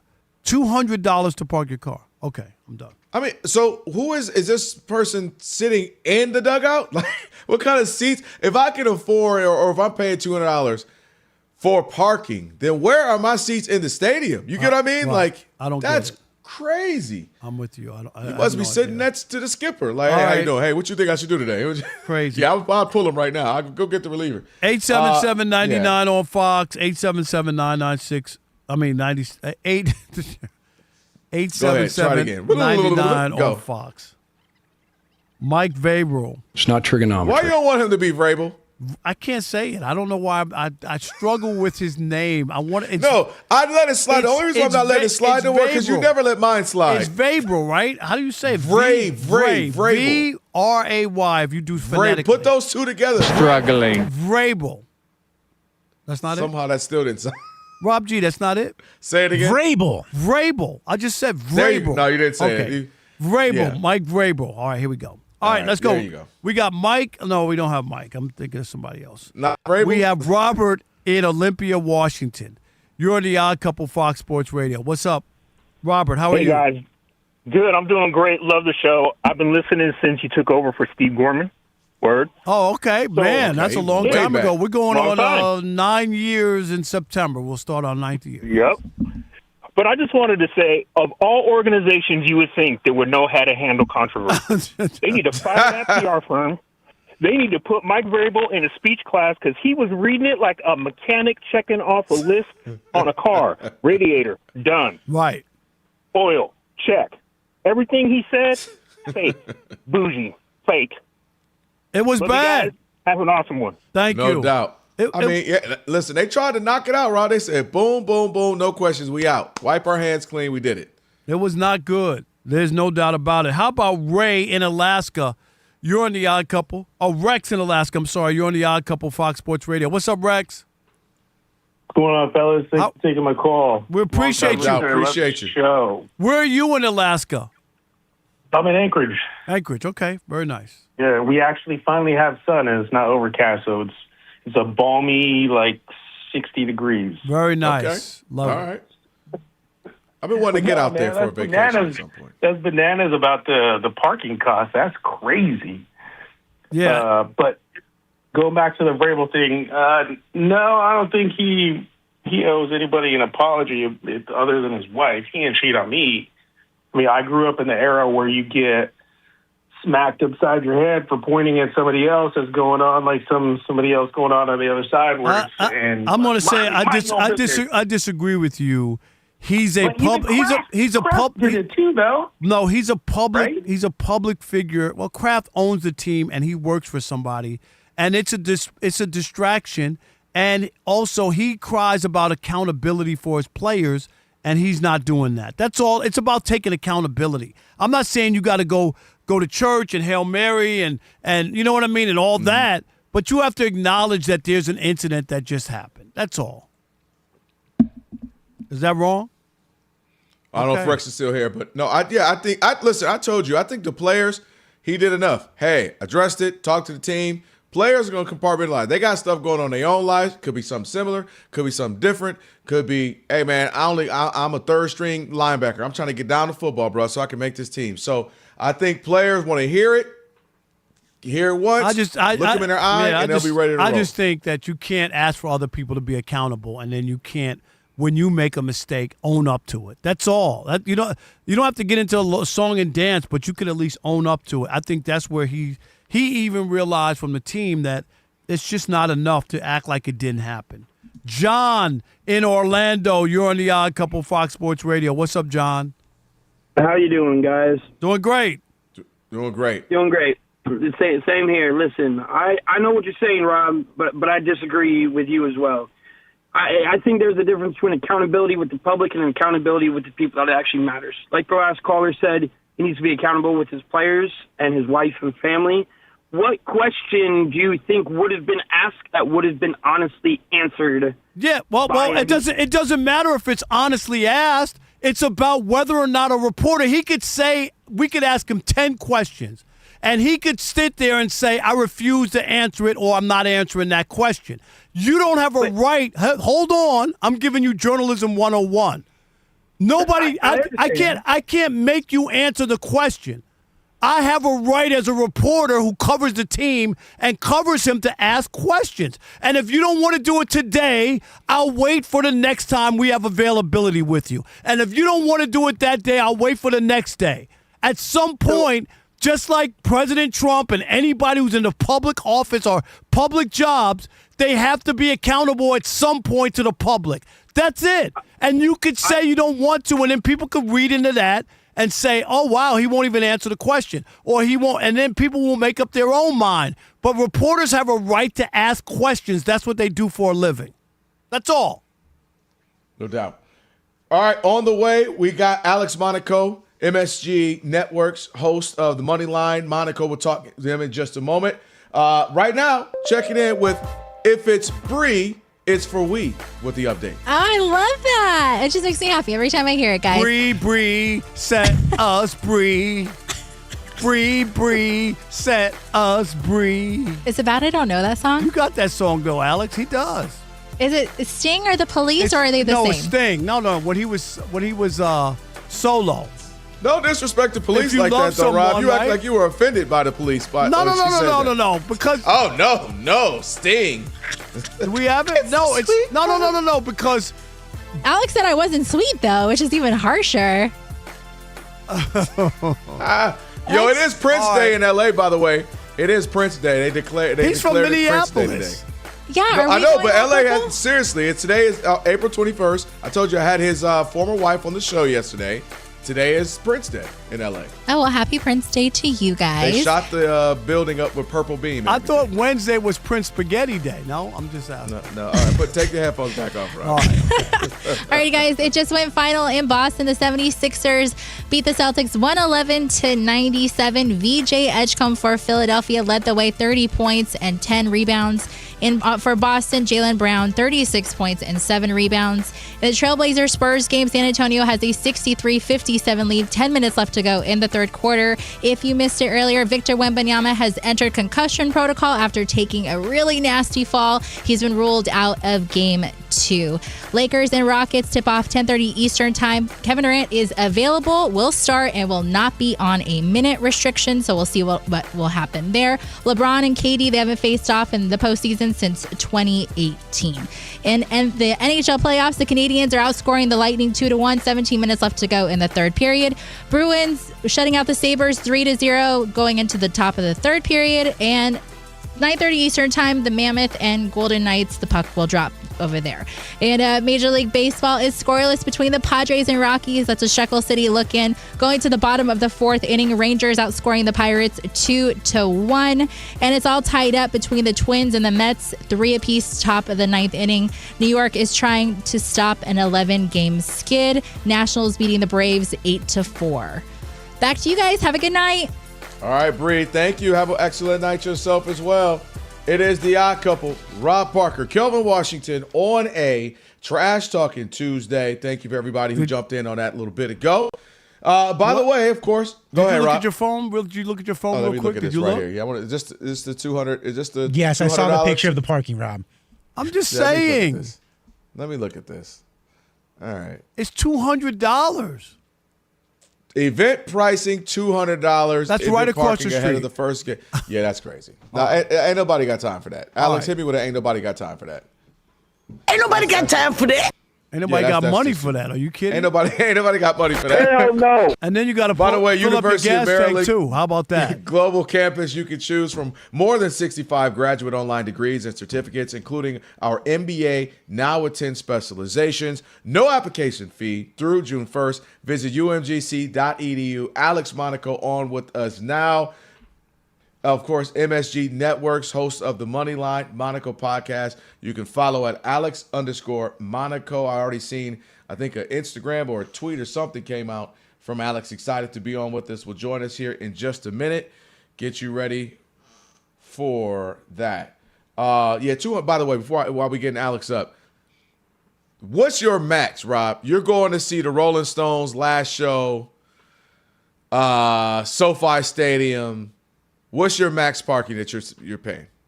For parking? No, I'm not paying for parking. I'm gonna take a lift. I'm not paying for parking. Okay. I just spend the money on a lift. I'm not doing it. All right. Alex joining us now. Alex, what's the most you're paying for parking? $200 to go to a San Francisco Giant game? What's up, boys? You know what? It's a tough question. I'm a San Diego kid. I'm in the public transportation tri-state area now. So I'm dealing with the World Cup politics of the New Jersey Transit getting 10x by the locals right now. It's just crazy. We just saw it where they're charging people $200 to park across the street from Oracle Park for the first Giants-Dodgers game. $200. Not good for business, Rob. That's not crazy. Good for business. That is outrageous. All right, not good for business also is the New York Knicks and yet another collapse. I mean, and people in New York, are they fretting or what's the buzz there, Alex? You are at MSG Networks. Yeah, look, I was there game 2. I was also at the watch party. We had the ear to the street for last night. It was a little bit of a shell-shocking evening, to quote my good friend Alan Hahn and colleague. A lot of New Yorkers in the building didn't even really know what had just happened because it was such, double-digit fourth-quarter change of a run. But again, if you're talking to real New York Knicks fans, in my humble opinion, that have been with this team from the Brunson run on, they're not panicked. I mean, gentlemen, how many hoops and hurdles did the Hawks have to jump through, and how many things had to go right, and the Knicks things had to go wrong, like little fundamental things for that game to go the other way. Meanwhile, Boston's getting double-digit routed at the Junior Garden within the last 5 minutes here, and we probably won't even hear half of the backlash off of that loss. That's true. I won't argue with you there. That is true, especially considering the Celtics are, since the return of Jason Tatum, kind of the expectation for them to get to the finals. But wait don't think you're ducking the smoke. But wait a minute. Alex, you beat me to it. I can't. I was about to say, don't think you're ducking the smoke. To poo-poo it and act like it's cool when a franchise hasn't won a title since Moby Dick was a guppy, and you're going to try to parlay that into what the Celtics are doing. And they won a championship, and the Knicks are still trying to get there. And the embarrassment of Game 2 last year against the Pacers, and last night was just another example why people don't buy into the Knicks. I think it's fair. Rob, can we stay on the Brunson thing for a second? Because again, I understand obviously on the defensive side where you can get on and with the C.J. McCollum mismatch and all of that. But we're talking about, is he the guy? Can he be 1A? To go late stump the Schwab with, there's one of 7 men in the entire history of the league, gentlemen. Minimum 30 playoff games, minimum 29 points per game. And the other 6 not named Jalen Brunson are bona fide Hall of Famers. So what are we sitting here worried about because he's 6'2"? Is that what we're worried about? Because this team, in my humble opinion, that has the reps, has the belief, has the chemistry, and again, nobody's going 16-0. The chemistry? Yes, they have the chemistry. There is so much momentum on this team that goes without saying, that slips through the cracks because the media just wants to look at the loss column. I would say this in the betting world all last year. Oh, we lost to Cleveland. Okay, well, that was a road back-to-back without Josh Hartoff, an overtime home loss to the Bulls. Things of that nature. What did the regular season teach us? It taught us that this team has gone 3 straight seasons with 50-plus wins, and here we are again. What else are you asking for? Yeah, that and 290 will get you on the subway. What does 50 wins have to do when you haven't won a championship since the 70s? Alex, none of that matters. Alex, terrible. Alex, I get it. Is James Dolan, does he have a gun in your back as you're talking? I'm just trying to figure it out. I'm trying to understand why you guys are pushing against a team that's got the highest fourth quarter net rating, plus 11.2 since the 0-2 Suns. I'll tell you why, Alex. I'll tell you what my concern is. Jalen Brunson, I'm not overly concerned with. And Rob and I had the first part of our show. I said, he said, you can't win with Jalen Brunson the championship. You're not winning a championship with him leading the way. It ain't going to happen. And I said, I disagree with that. I think it's Karl-Anthony Towns. He doesn't have a great running mate. They don't play well together. It seems like it's always Jalen's on, and then you forget about Karl-Anthony Towns. Or Karl-Anthony Towns has a hot fourth quarter, and Jalen's doing nothing. Neither one are great defenders. So my issue is, I would want to pair him up with a better two. Maybe it's a Giannis trade in the summer. Am I crazy for wanting that pairing or something more? I just think Karl-Anthony Towns, not being a great defender, can't dedicate and say, tonight I'm blocking all the shots. I'm Brunson's getting every a great rebound. defender too, right? Oh, yeah. You know what? To quote the great Colin Cowherd, are we trying to get happier than happy here again? Just because, again, to Rob's sentiment, they haven't won in 50-plus years.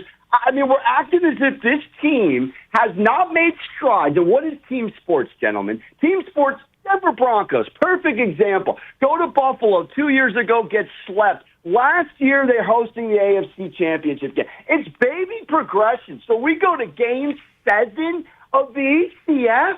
We drop a game on a 99% probability, and everybody's panicked. Yet Detroit drops one at home, and now Boston has. But then they're not going to be held accountable in the same regard. Why? Because of the past, man? Do we got to go Spicoli up in here, Rob? Because this is about the present, baby, and we're in Southern California. Yeah, okay. That's what they all say. Every year you've been saying the Knicks are going to win a championship because I get it. I get it. It's good business for you. You work for MSG Networks, and the idea that you could get on and say they're not going to win.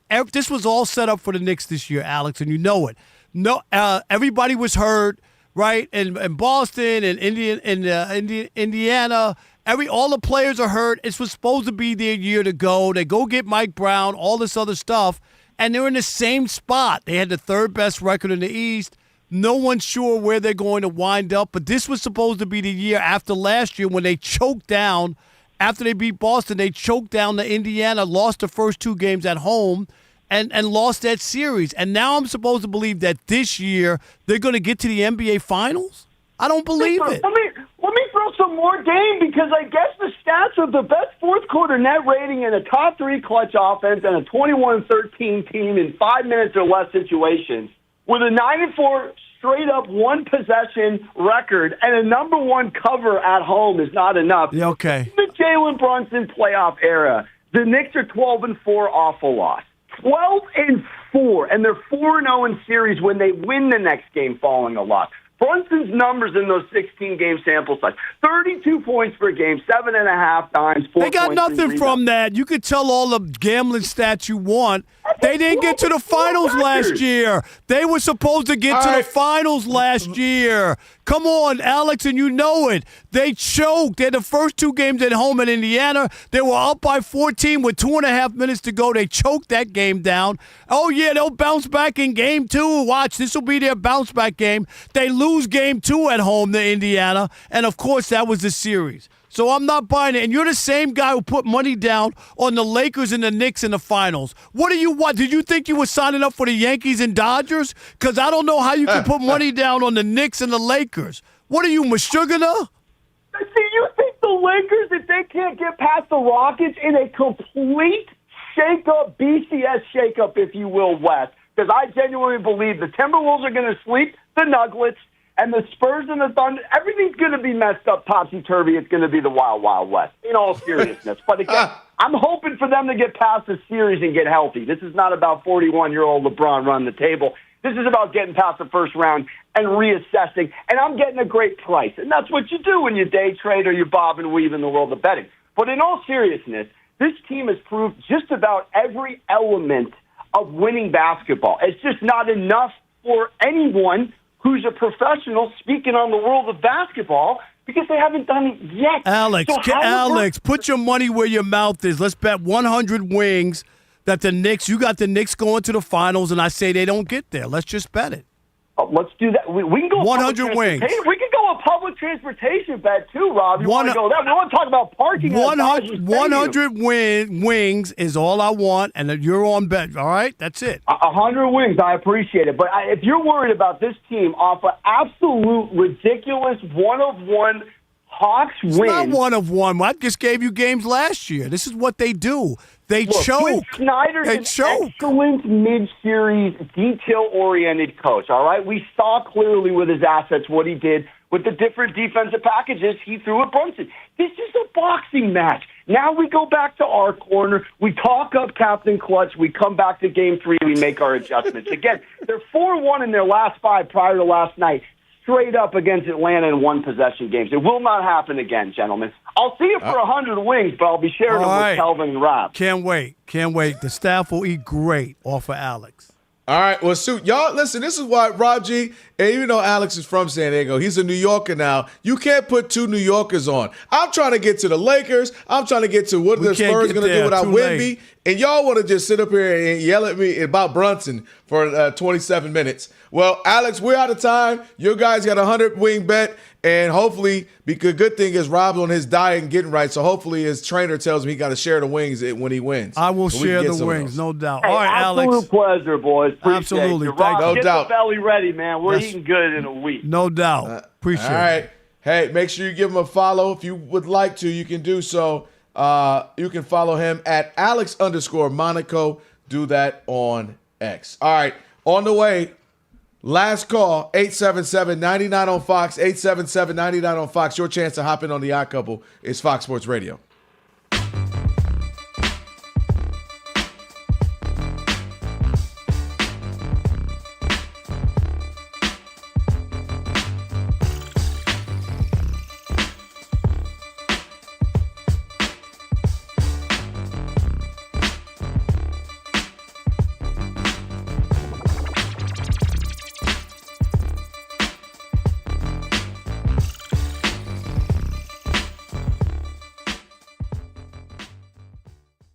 Yeah, AD, who has not been playing basketball in about a year, it feels like, making the rounds right now to promote his new television show, right?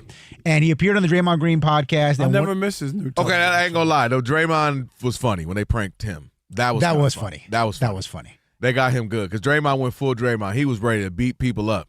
You got me blanked up. Yep. Choke him from behind, all that stuff. He was about to go crazy. He thought Rudy Gobert was in there. Facts. So he said a couple of things. One of the things he said was he wished that the Lakers would have given him some kind of heads up before they trade him to the Mavs for the Luka trade. Said, hey, I won a championship with y'all. I find out 10 minutes before it breaks. You couldn't text me. You couldn't call me before. Give me some kind of idea that my name is being tossed around. But the other thing he said, which ruffled a lot of feathers, is he talked about his exit from New Orleans. Take a listen to what AD said about how he felt disrespected when he came back into town. Hit it. Apparently, he said it very quietly. Never got a tribute. Nope. Didn't get a tribute. And you know how it always goes, like, oh, you get drafted to a team and then when you're done, it's like, damn, towards the end of the career, I might want to go back. I've always had that mindset, and I told Miss Benson when the trade, when I was going to her, right before the deadline to ask for a trade, I told her, look, Miss B, I want to get out of here. These are the reasons, whatever. Miss B was cool. Like, me and Miss B still cool to this day. And I told her, and I was like, this might not be the end, though. Like, later on in my career, who knows if I was to come back and we try to do something special as I'm older and a little mature, the game develop, win a couple of championships, whatever. I don't know. I left that door open. And when I went back that first game and got no trip, I said, oh, that door is closed. Yeah. I just, these guys are crazy. Seriously. Go ahead. You could go for it. Well, no, I was going to say, I don't. So he is. You can't be like you wrecked their franchise and you want a tribute We're on the same page with that one. Like, what are you talking about? You wrecked their franchise. What tribute? You didn't want to be there. Come back, collect your money, play the damn game, and leave. What do you want from the Pelicans? For them to throw you a party? Yes. And throw confetti and say how great it is you came back when you walked out on us in the family. Is that what you do when your dad leaves the family? And then you bring him back with his new family, and then throw him a party. Thank you. You remember the time you were here? We loved you so much, but you walked out on us. Dude, are you kidding me? He sounds crazy. These guys are so jaded and think that they're so special and so important, and that they should be honored and celebrated when they turn their back on people. And wreck and ruin franchises and general managers and their careers and coaches. You know, like the damage is unbelievable what they do when this happens, which is fine. You want to move on, but now you feel like, oh, did you hear the way he said it? Oh, but there was no tribute for me. What tribute? You didn't even win anything down there. Did you win a championship? That's my thing right there is the day that, which I think will be this summer, that Giannis is traded, Giannis will get one. We got a wings bet because that ain't happening. No, wait. We got to officially put it on. You want to officially put it on? Yeah, officially that ain't happening. I want something else. Let me marinate on it. I don't want wings. I want something else. Something more fun. My point with Giannis is Giannis will have earned that. He's been an MVP. He's been a finals MVP. He won a title. He was blood, sweat, and tears. So Giannis has earned that. It might be a little friction now, and he's got to leave, and they might trade him or however it works. But the minute he comes back, he's going to get a standing ovation, a tribute video, and they love him. Anthony Davis is delusional in this one in the sense that, dude, they weren't great. They barely made the playoffs. They didn't go anywhere in the playoffs. He was incredible when he was healthy. I'll give him that. But that was it. There's nothing else. There's no MVPs. There's no deep playoff runs. Not even let alone a title. There's no deep playoff runs. They didn't even have an identity. Like I always use the example, at least like the grit and grind. They had a name. You know, there's teams that at least maybe if they didn't win it, run TMC up in the Bay Area. They didn't have a name. They didn't have a theme. They didn't have anything. What are we tributing to? Like, yes, you were really good. We wanted to keep you around. You wanted to leave. And then to add insult to injury, you did leave, and you wouldn't win a championship. So that actually adds a little burn to the fans because you did leave us and you did go win one. So I don't get the Pelicans one at all to me.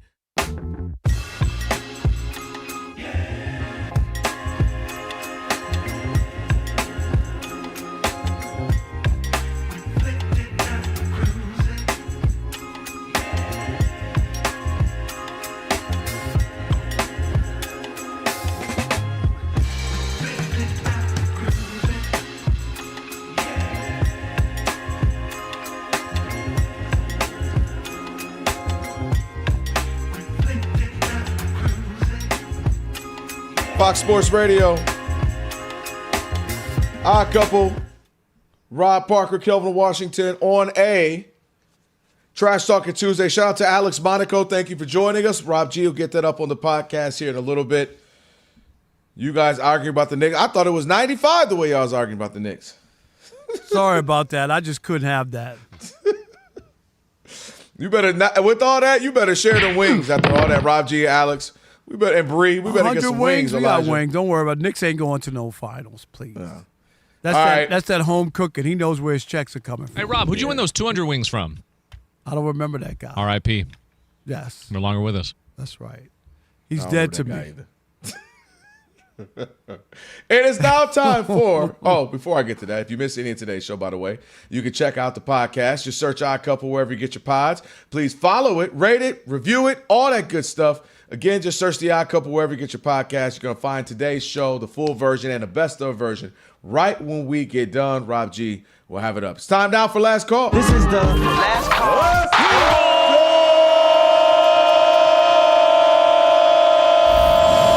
It's Last Call. Last Call time on the Odd Couple. Okay.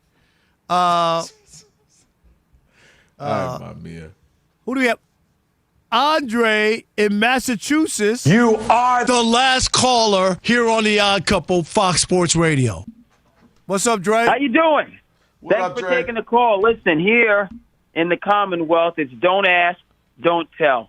In terms of Mike Vrabel and the pseudo press conference where he wasn't put to the test, to have to answer questions, to be cross-examined, to look at the nuances and the further details of this situation with Diana Rossini. And for me, a little bit par for the course with the Patriots, who have had people in the organization, people who lead the organization, that have found themselves in seedy situations and have tried to duck and cover and slip all of the different punches. But I feel that this approach means it's going to carry over into the NFL draft, right? Because there's all these unanswered questions, and he hasn't really been put to the test. So this will carry over to the latter part of this week, going into the draft, and he's at some point going to have to face some sort of questioning relative to what the heck was going on and the fallout going into what people here in the Commonwealth hope is going to be another resurgent season. Thanks for taking the call. Thank you. No problem. And it's just, Kelvin, it's just answer 2 or 3 or 4 questions, and then you could move on from it.